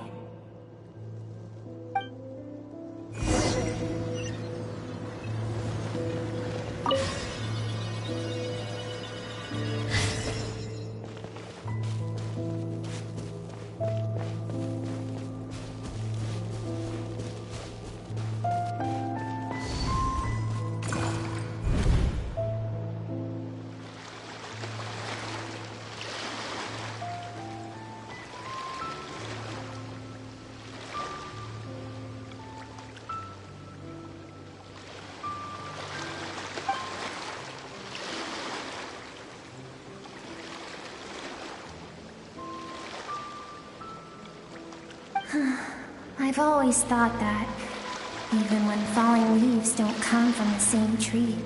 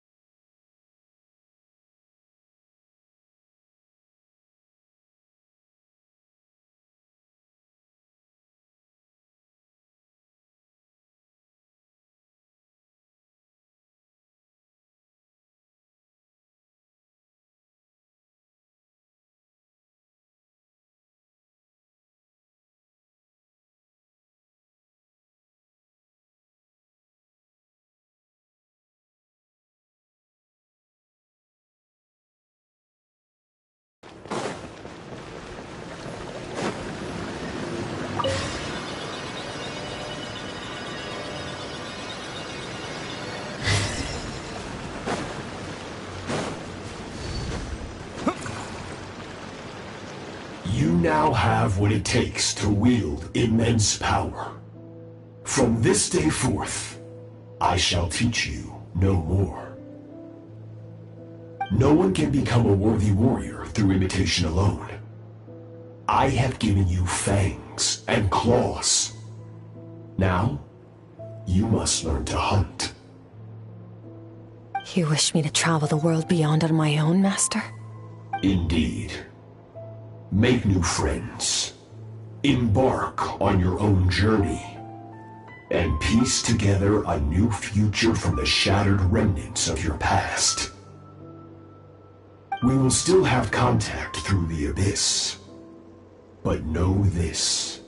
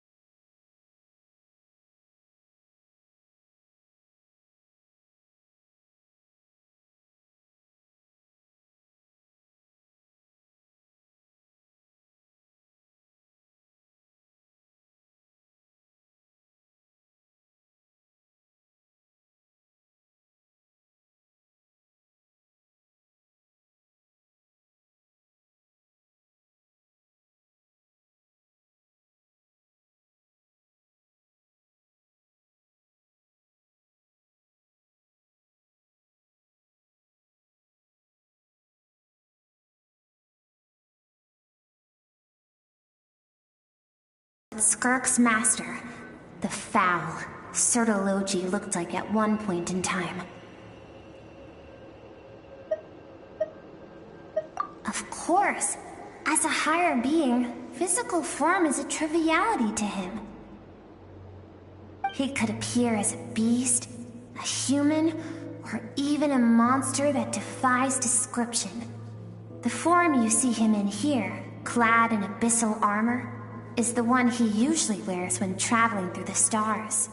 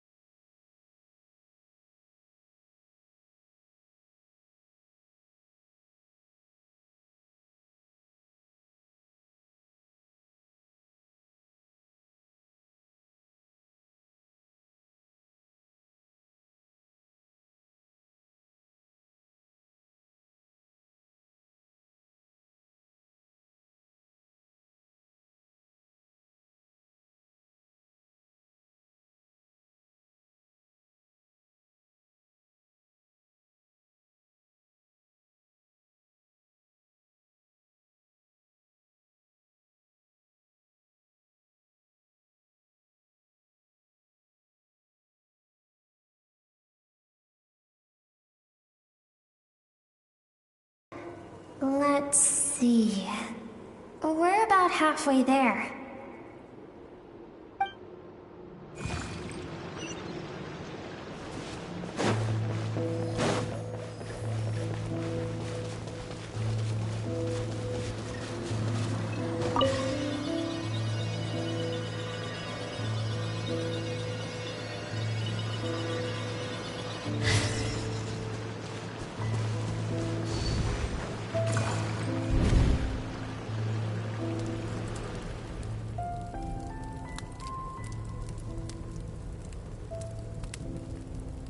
We've made it quite a ways already.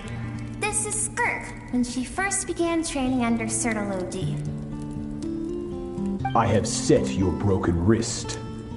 Tomorrow, you're to train twice as hard. No tears this time. Good. Attempting to garner sympathy through tears is a habit of the weak. A pitiful, useless ploy. Can I ask a question, Master? Why did you save me? I keep thinking, maybe it would be better if I had died. I wouldn't be haunted by that fire all the time. I wouldn't have to go on like this. I saved you because I have a plan for you.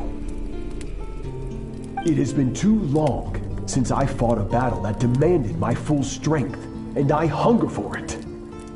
Every so-called genius and prodigy I have faced has crumbled like sand underfoot. Before me, even fate bends the knee. So, I will teach you everything I know. Train you by whatever means necessary, in the hope that one day, you might surprise me.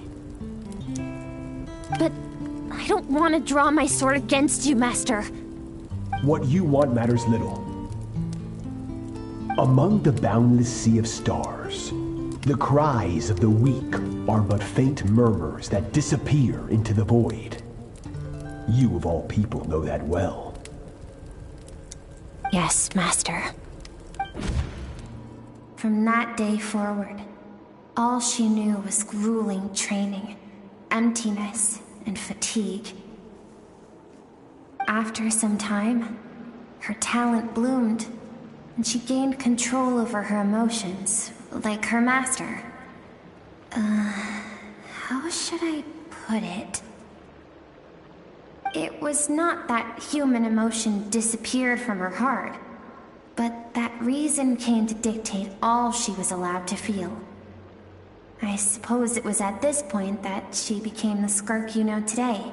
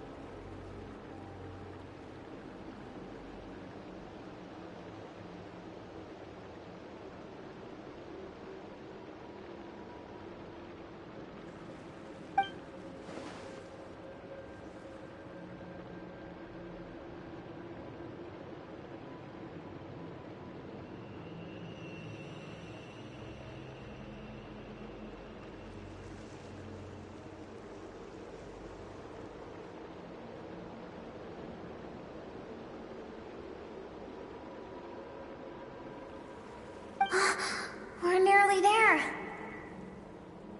I almost don't want to reach the end. Well, shall we? This is the final stretch.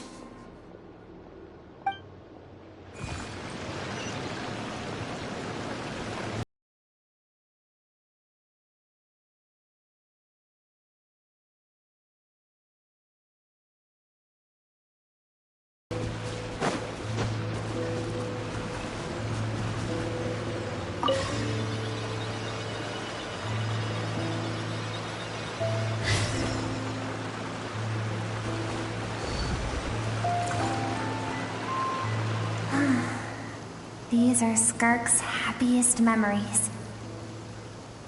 What a simple and carefree time it was. Wisps of clouds dotted the sky.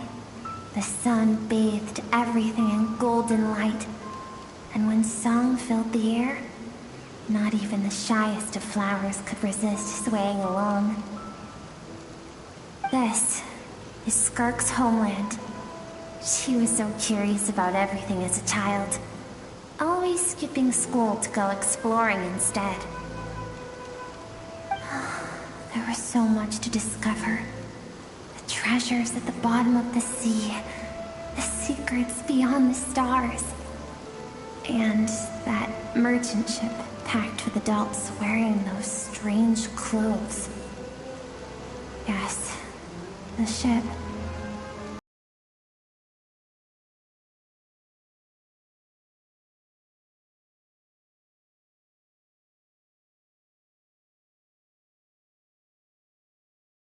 Their faces and spoke of friendship. They claimed to be merchants from a neighboring planet, looking to establish trade. Skirk's parents, her relatives, her neighbors, everyone welcomed the newcomers with open arms and allowed them to explore the planet. To them, the visitors were guests and should be treated with hospitality. No one had any idea of what was to come. Several months later, an army of unknown origin arrived without warning and carried out a ruthless campaign to destroy everything and everyone on the planet. Skirk had skipped school that day, like so many times before, so she was not caught in the immediate wave of destruction.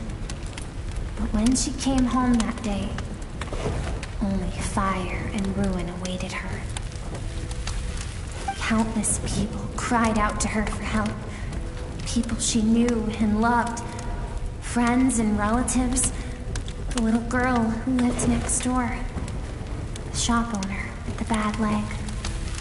The bad-tempered teacher she had made fun of just that morning. Their lives were discarded like worthless trash as the fire consumed one life after another. Skirk was helpless. All she could do was run. And so she did. She kept running until an unexpected figure crossed her path. If Sertology hadn't been there in that moment, the fire would have claimed her life too. And there she would have remained, left to rot in the scorched earth, with no answer as to why any of this was happening.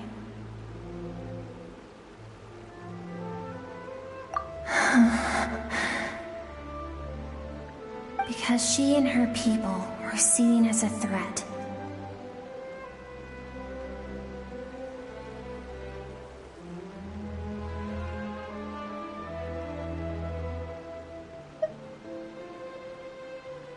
As the initial merchant ship explored the planet, they discovered that it hadn't always had the condition to support life. Yet there was evidence of human activity, even during the periods of extreme heat or cold in the past. Further research revealed that, over time, the people of this planet had evolved the ability to adapt to any type of environment or energy source. For that reason, the outsiders viewed them as a potential threat and decided to eliminate them before the threat could rear its head. And so, the army was called, and the so-called danger was wiped from the face of the planet. Senseless, isn't it? Deemed a threat because of a gift they didn't even know they had. Perhaps it was their own innocence and kindness that doomed them. But in the end, that was lost to the blaze as well. If those with power get to decide good and evil, then all you can trust in is the sword in your hand. And so, before death could claim her, she ran. She ran and never stopped.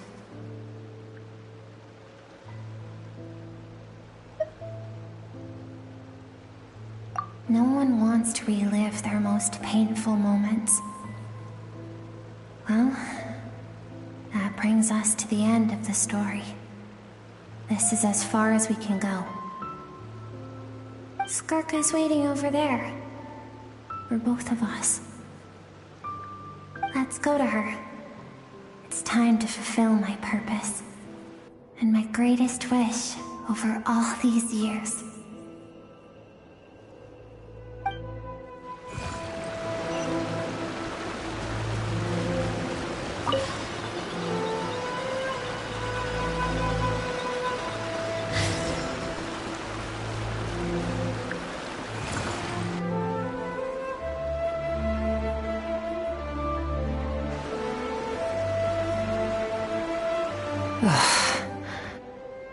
So all this, just so you could bring him here.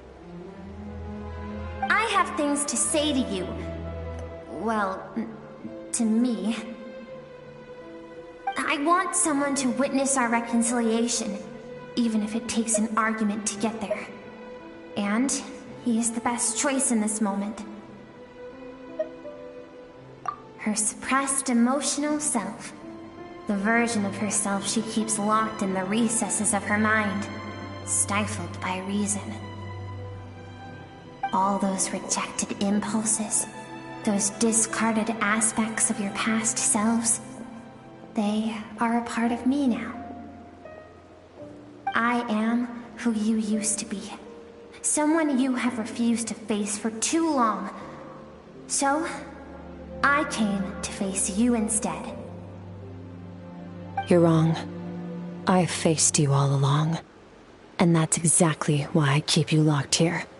Your existence makes me weak. Moments of joy and longing are when we are most vulnerable. Don't forget, it was a penchant for goodness over reason that doomed our homeland in the first place. The vastness of the universe renders everything insignificant. Our feelings most of all. Even so, learning from the mistakes of the past doesn't have to mean erasing everything. Strip yourself of your so-called weaknesses, emotions like kindness and empathy, and what makes you any different from the ruthless soldiers who slaughtered our people? The difference is that I'm doing what is right, what is necessary. I allow you to exist, but with limited freedom. That is the greatest kindness I can offer. I have shouldered everything you couldn't carry. I rose above the numbness and emptiness, and it was cold, unfeeling reason that brought me this far. It made me who I am. It made me strong. That is the problem. I want to shoulder those things together. On the grand scale of the entire universe, maybe our feelings are vanishingly small, but why should that mean they don't matter? Emotion gives warmth to the cold expanse of space. It gives meaning to the world around us. Think back to those nights of gazing at the stars, those afternoons of exploring the unknown. Think back and let them grant you peace. A brief respite from the pressure you put on yourself.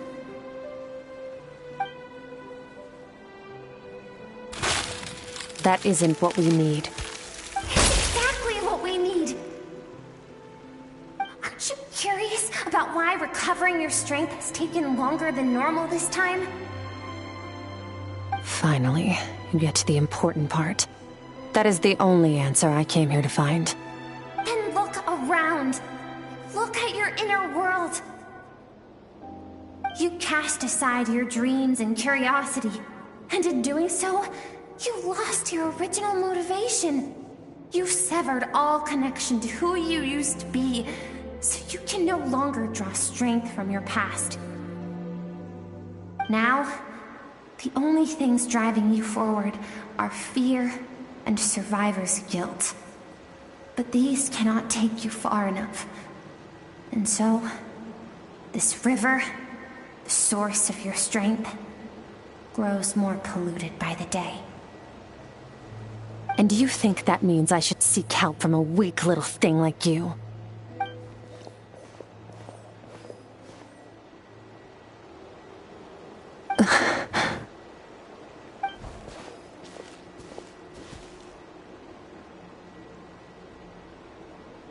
Thank you for saying that.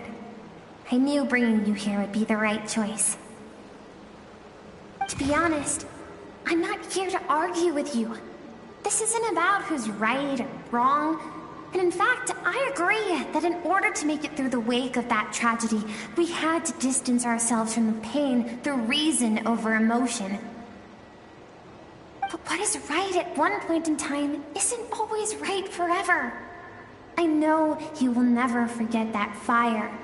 I know the fact that you were the sole survivor fills you with guilt. And I know that among the voices that haunt you, mine is there too. Because deep down, you know that you didn't turn out to be the person you wanted to be. All those unfulfilled hopes are like knives to the heart. And I don't want you to hurt anymore. So even if you can't accept me, I hope, at least, that you can let go. I keep thinking, maybe it would be better if I had died. I wouldn't be haunted by that fire all the time. I wouldn't have to go on like this.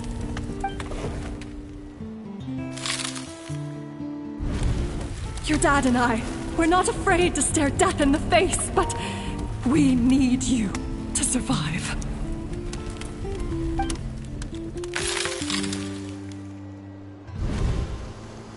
I'm sick of being a kid.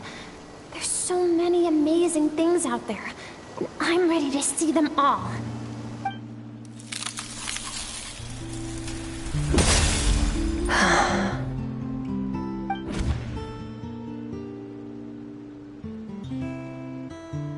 I remember. There was a song Mom and Dad always sang when we went out to fetch water. Dancing water. The sand along your path is begging for your song and movement. Will you carry this burden with you on your journey? I am not the dancing water, and you are not the burdensome sand. But if this is your wish, then I will carry you with me until the end. Thank you. I should be thanking you.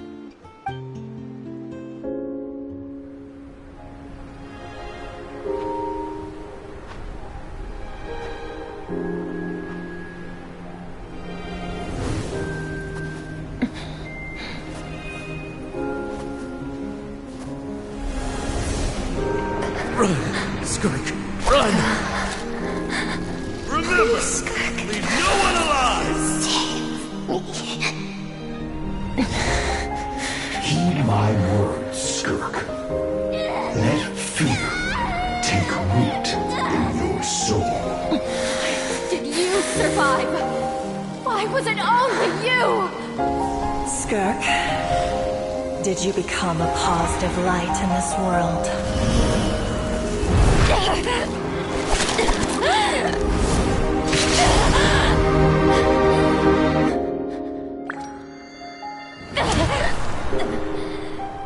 Hey, this doesn't have to be the end.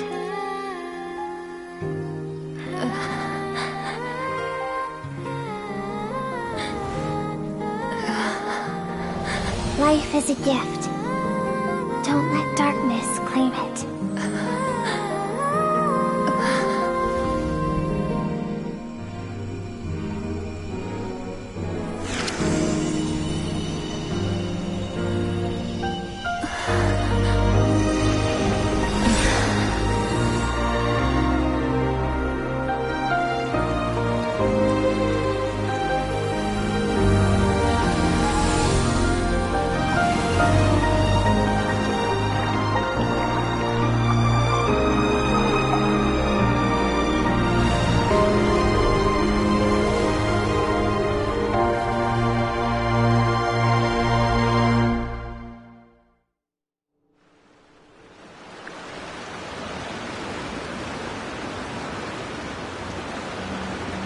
So, you saw my memories then. I once asked my master if survival of the strongest was the law of the universe. He said no.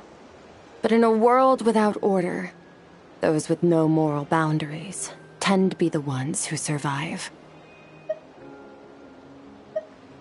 That's why, after hearing his answer, an idea came to mind. An idea that, one day, I would create a new world order. One in which there would never be another tragedy like that fire. One in which power was not the law of the land. But that means I must defeat him. Because my master, Sertologi, is, at the core, a defier of all rules and order. Yes, and not just because of the gap in our abilities, but also because I have no reason to see him as an enemy. Although his decision to train me was not made out of kindness, he did everything a master should. He saved my life, taught me the sword and the principles of strength. And for that, I respect him. I know, and it's not something I want. But Master never goes back on his word. I have to treat everything he says as a promise. He's no longer into that, but he sends me messages through the abyss every now and then. Most of them are simple greetings, or an answer to one of my questions. Every time I hear from him, my heart skips a beat. And I wonder if this is the moment where he'll finally appear before me and tear down everything I've built to pieces. Maybe that means I do live in eternal fear, just like he said. Yes, I respect him, but I'm also afraid of him. And for that reason, the pursuit of strength consumes every moment of my life. I don't know what Master has planned, but I have to be ready.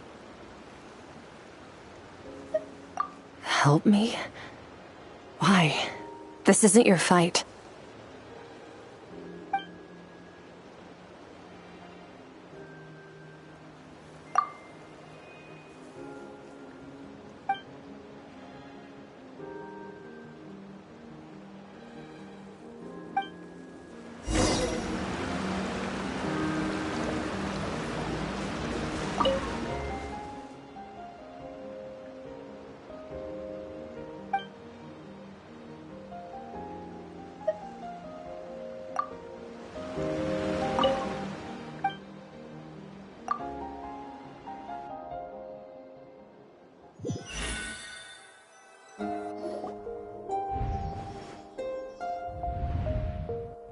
Oh, you're finally awake! Honestly, Paimon was gone for like 2 seconds and then she comes back and finds you both unconscious? Oh, you scared Paimon half to death! You're both okay, right? What does it look like?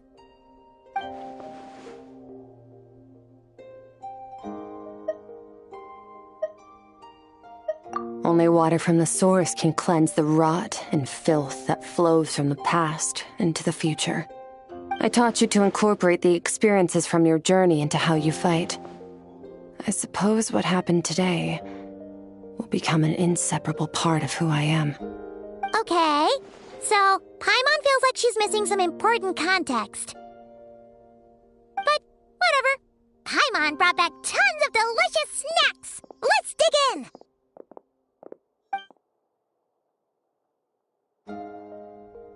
All right. It's about time we finished what we started. We're gonna deal with this thief for good, right?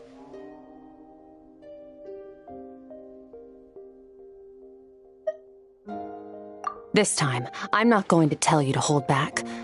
But having digested even more power in the meantime, he's going to be tougher than before. The good news is, we have no reason to pull our punches this time. So, let's go. Same place as last time.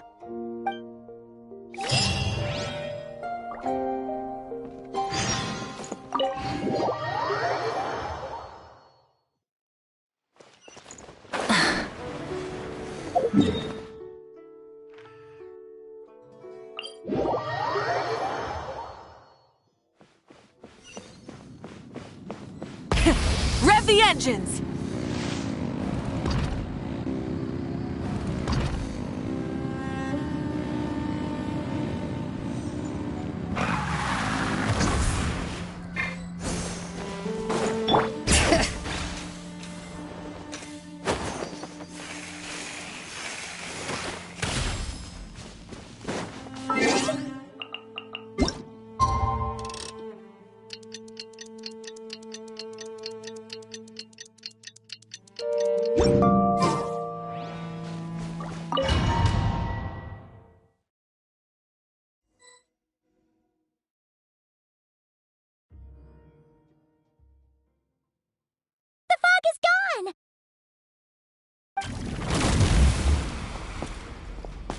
Wait, isn't that the form the all-devouring narwhal changed into?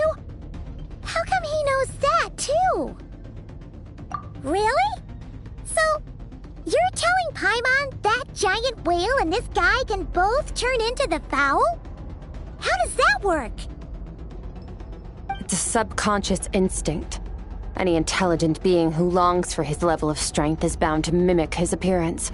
It's a natural response after encountering someone as powerful as Master. To them, he represents ultimate power. We know the person before us has encountered Master, and we know he stole a portion of my power. So it's not surprising that he would assume this form. Okay. Oh, the closer Paimon looks, the more intimidating it gets. Nervalette isn't here this time, so it's up to us. He won't have the nerve to steal again after we're done with him. Let's teach this guy a lesson.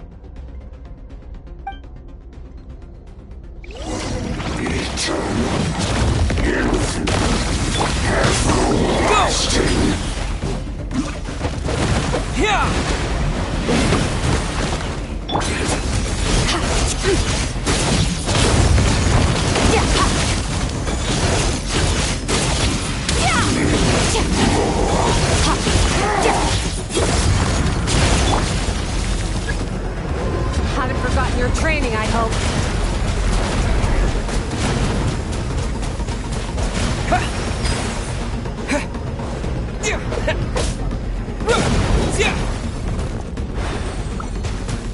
Go! Extinguish! Power. The star shall be its crown.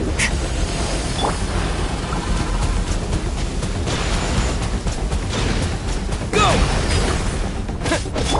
Annihilate! Power.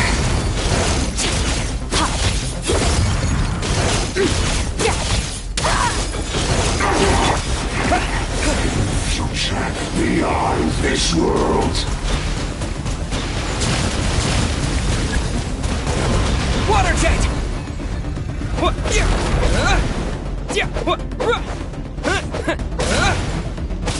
Water jet!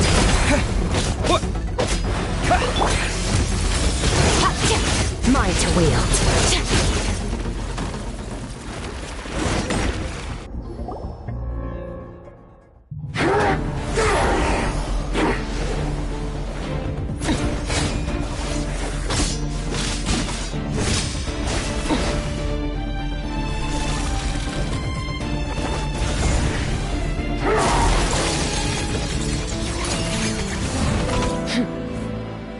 Haven't had enough of my power.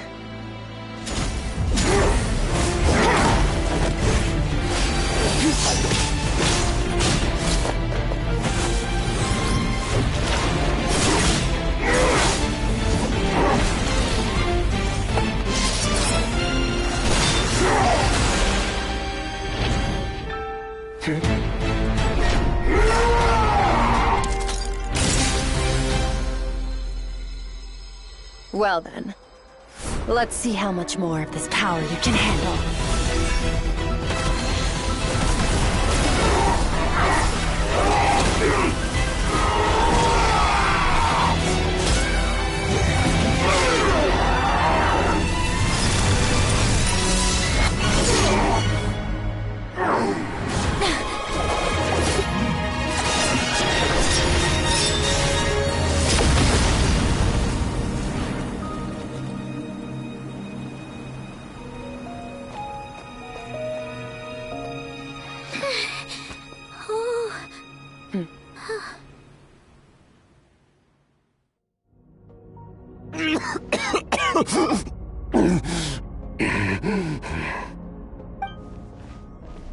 Well, have you come to your senses? You saw that my body was at its limit. So, you deliberately channeled your power into me, knowing that it would destroy my shell from within. Such power. Such keen battle instincts. So you must be... Skirk, Sertologi's disciple. How long has it been? How long has he been away from Tevat? Hundreds of years. Hundreds? Sorry. It's a lot to take in. I should introduce myself. I am Skofnungar, a friend of your master and one of his followers. This is the first time I've heard your name, Skirk. But hundreds of years ago, I knew you existed. And I knew you would come here. Hundreds of years ago? Sounds like you and Master have quite the history. Care to tell us about it? Of course. Might as well take advantage of a clear head while I can. The story starts a long, long time ago. I was born into a noble family in Conria. As the eldest son, I was set to inherit our title. But I contracted an incurable illness as a child, and everyone gave up on me. I trained the sword harder than anyone else, defeated all of my peers. But it was all in vain. When other people looked at me, all I saw in their eyes was pity, or a strange glee in my misfortune. Even my parents were just waiting for me to die. Over time, my heart hardened, and I became aimless. That was the point where I met your master, Sir Taloji. We were similar in age, but different in background. He was born in prison, the son of criminals who had been sentenced to death. He spent his childhood wandering the streets, facing more criticism than the literary works in the Universitas Magistrorum.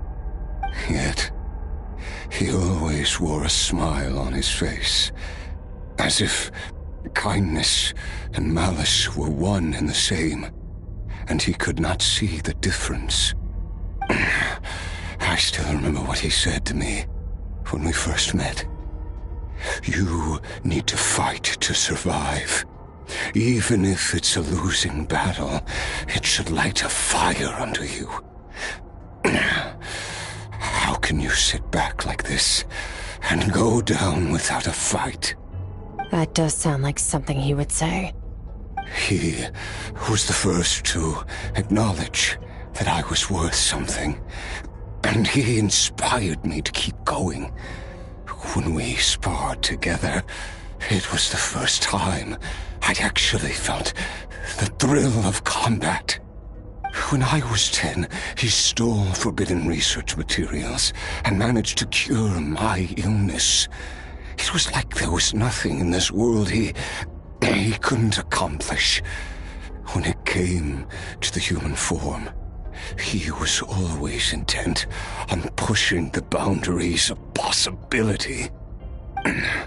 But somewhere along the way, I fell behind. My talents were nothing compared to his, and at some point, I realized he had pulled so far ahead, I was too embarrassed to even ask him to spar. After his grand endeavor was successful, he sought me out and said to me, "This planet no longer holds anything of interest to me, so I'm leaving. But first, I have an offer. I can use a power I have just refined to break the curse of immortality for you. Your death was once what we worked so hard to prevent. But the immortality you now face is a different kind of pain altogether." I'll pass. Immortality doesn't sound so bad to me. Since I can't die, it means I have an infinite amount of time to get stronger. Maybe I'll finally catch up to you one day, and we can spar like we used to. Are you sure? I cannot say when I will return. Your body, or rather, your soul, might not be able to withstand this curse. All I can do is try. After all, A wise man once told me, people need to fight for their own survival. Wise indeed. Nevertheless, if you grow weary of the pain of immortality, and wish to experience a good sparring match before you wither away, seek out my disciple. Disciple? Never thought I'd hear that word coming from you. Nor I, but Vedifenir said I was destined to find a disciple out there in the universe, and bring her to Tibet. You know as well as I, Vedifenir's prophecies are never wrong. Well, now I'm curious about who this disciple of yours will be. All Vedifenir said was that one day, the stars shall bow in her honor. Sounds pretty impressive. Of course. Only the most outstanding people would have the right to become my disciple. Still self-assured as ever, I see. But you're not wrong. I'll be leading them. Oh, and if you are serious about getting stronger, I left you a little gift in the primordial sea. As I've said before, walk whatever path you want. Freedom means even the wicked get to make their own choices. Waiting for me in the primordial sea was the all-devouring narwhal, already beaten into submission by Sertologi. In its weakened state, I was able to cut off part of its flesh and sew it into my own heart. Your heart? That sounds like torture! How did you even survive that? Because, of course, I bear the curse of immortality. So, you used the curse to turn yourself into a vessel for power. Even with that whale's ability, devouring power like that is not something the human body can withstand. With your body and soul constantly at the breaking point, it was the curse of immortality that sustained you. But that is not the path to strength. You have to pour your heart into it, work for it, dream of it. Instead, you stole something that didn't belong to you, and it backfired. You're right. I should have known better, but I had already pushed myself to my limits, and he was still miles ahead of me. So I had to take a leap of faith. I miss your master. I miss the days when we were all together, troublemakers without a home. I don't regret the choice I made. But if you'll allow it, I do want to apologize. To both of you. After the beating we just gave you, I think we can call it even. You're an interesting one as well. Sertologi's disciple. That's a lot to live up to. It can't have been an easy experience. I know what he's like. He rules with an iron fist, using despair and fear to force you to catch up to him, all the while standing ever out of reach. We're like mountain climbers in the dark, never knowing how much higher we have to climb, or when we will see the sun again. True. But I made up my mind long ago. No matter how dark it gets, I will not give in to despair. I will overcome it. Besides, after hearing your story, I suspect what Master really wants is not a battle that demands his full strength, but rather a defeat without regrets. Oh? Since you're his friend, you must have some things in common. First time we came here, when you stabbed me through the fog and stole my power, I felt no emotion coming from that spike. But when you had to devote all your strength fighting me just now, I could feel joy and passion emanating from your blade. It was the joy of a researcher discovering the truth of the world. The joy of an artist uncovering a temple of wonders. Interesting. I'm certain I didn't express those emotions outright.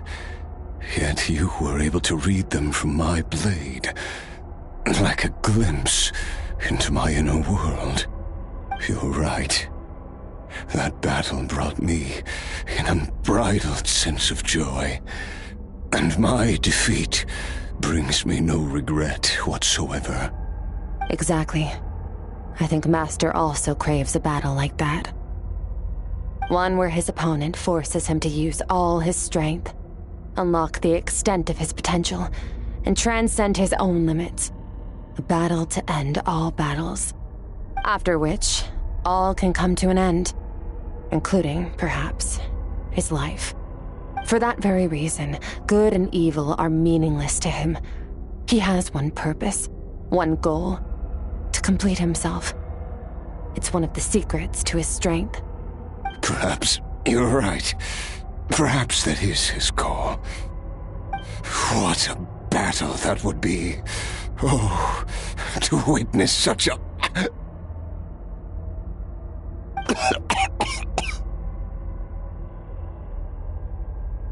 Are you okay? Too many different kinds of power are surging through my body. The curse of immortality allows it all to coexist, but it does not remove the pain. I won't be able to hold on to my sanity for much longer. What a shame. I would have loved to witness that battle. Sir Delogi once offered to free me from this curse. Now, I must ask that of you, Skirk. Can you release me from the pain? I can, but not through death, if that's what you were hoping for. It's not a suitable punishment for your crime. As an alternative, I can take your consciousness, along with all the power you've consumed, and smash it to pieces. The impurities will dissipate, and under the curse of immortality, your mind and body will regenerate. When that process is complete, you will be back to who you were before, no longer tortured by powers you can't control. But it will be a time-consuming and painful process. The decision is yours to make. I accept. And who knows? Perhaps I'll wake up in time to witness your great battle with Sir Delogi. I have faith that you'll be able to stand against him one day. Though I know it'll be a long and arduous road. If we are climbers in the dark, it appears the dawn has finally broken for me. But your ascent continues. At least, it looks like you are not alone on your journey. I will reach the top of this mountain, no matter what it takes. And you, Skofnunger, will be my witness at the end of all things. That's finally over. Let's get out of here. Huh. At least we don't have to make a mad dash for the exit like last time.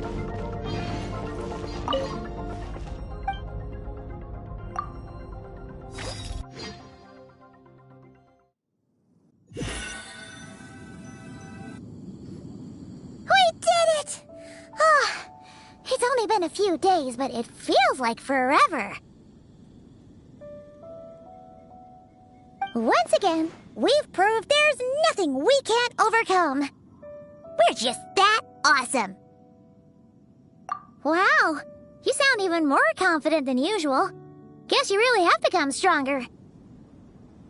Today sure went by fast. It's night already. Oh wait, that reminds Paimon. The stars you mentioned, the ones that died out, are they back now? Yes. The power Skofnunger stole has been returned. So, the stars have regained their light. Great! Huh, it's crazy crazy that you even noticed their light was gone. There are so many stars in the sky. If a few disappeared, Paimon definitely wouldn't be able to tell. I suppose it's because I have gazed upon this sky for centuries. The false stars, hanging in the meticulously planned sky, glittering with rotten light. It's not real. And yet, it is for that very reason that I can look upon it and enjoy the momentary peace it brings.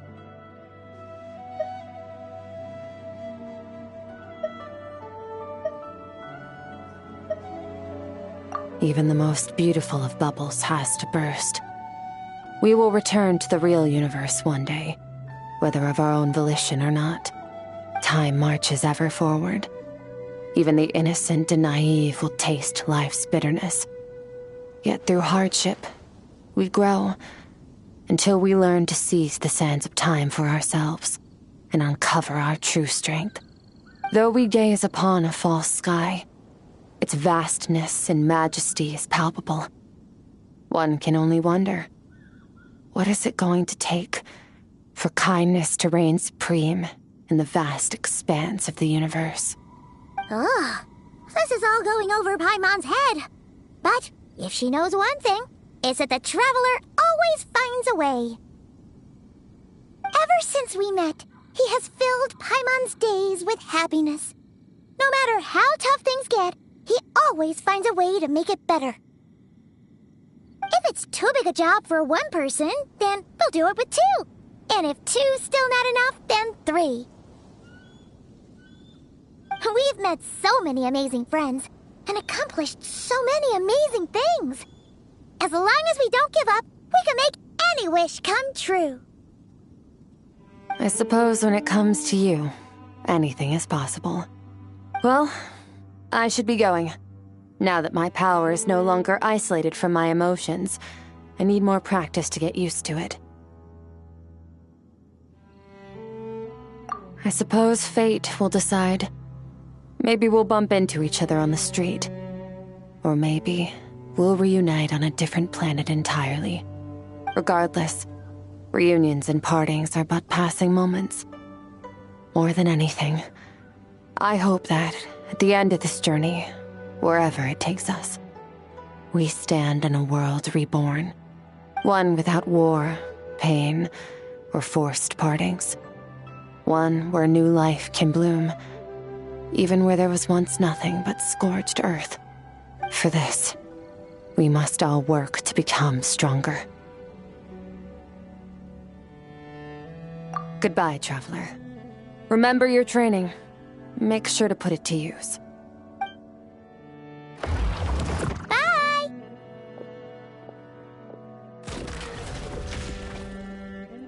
Is it just Paimon, or is she being nicer than before? We definitely count as friends after all that, don't you think? Hey, what do you think about camping here tonight? There's nothing quite like sleeping under the stars. Come tomorrow, we can continue our journey.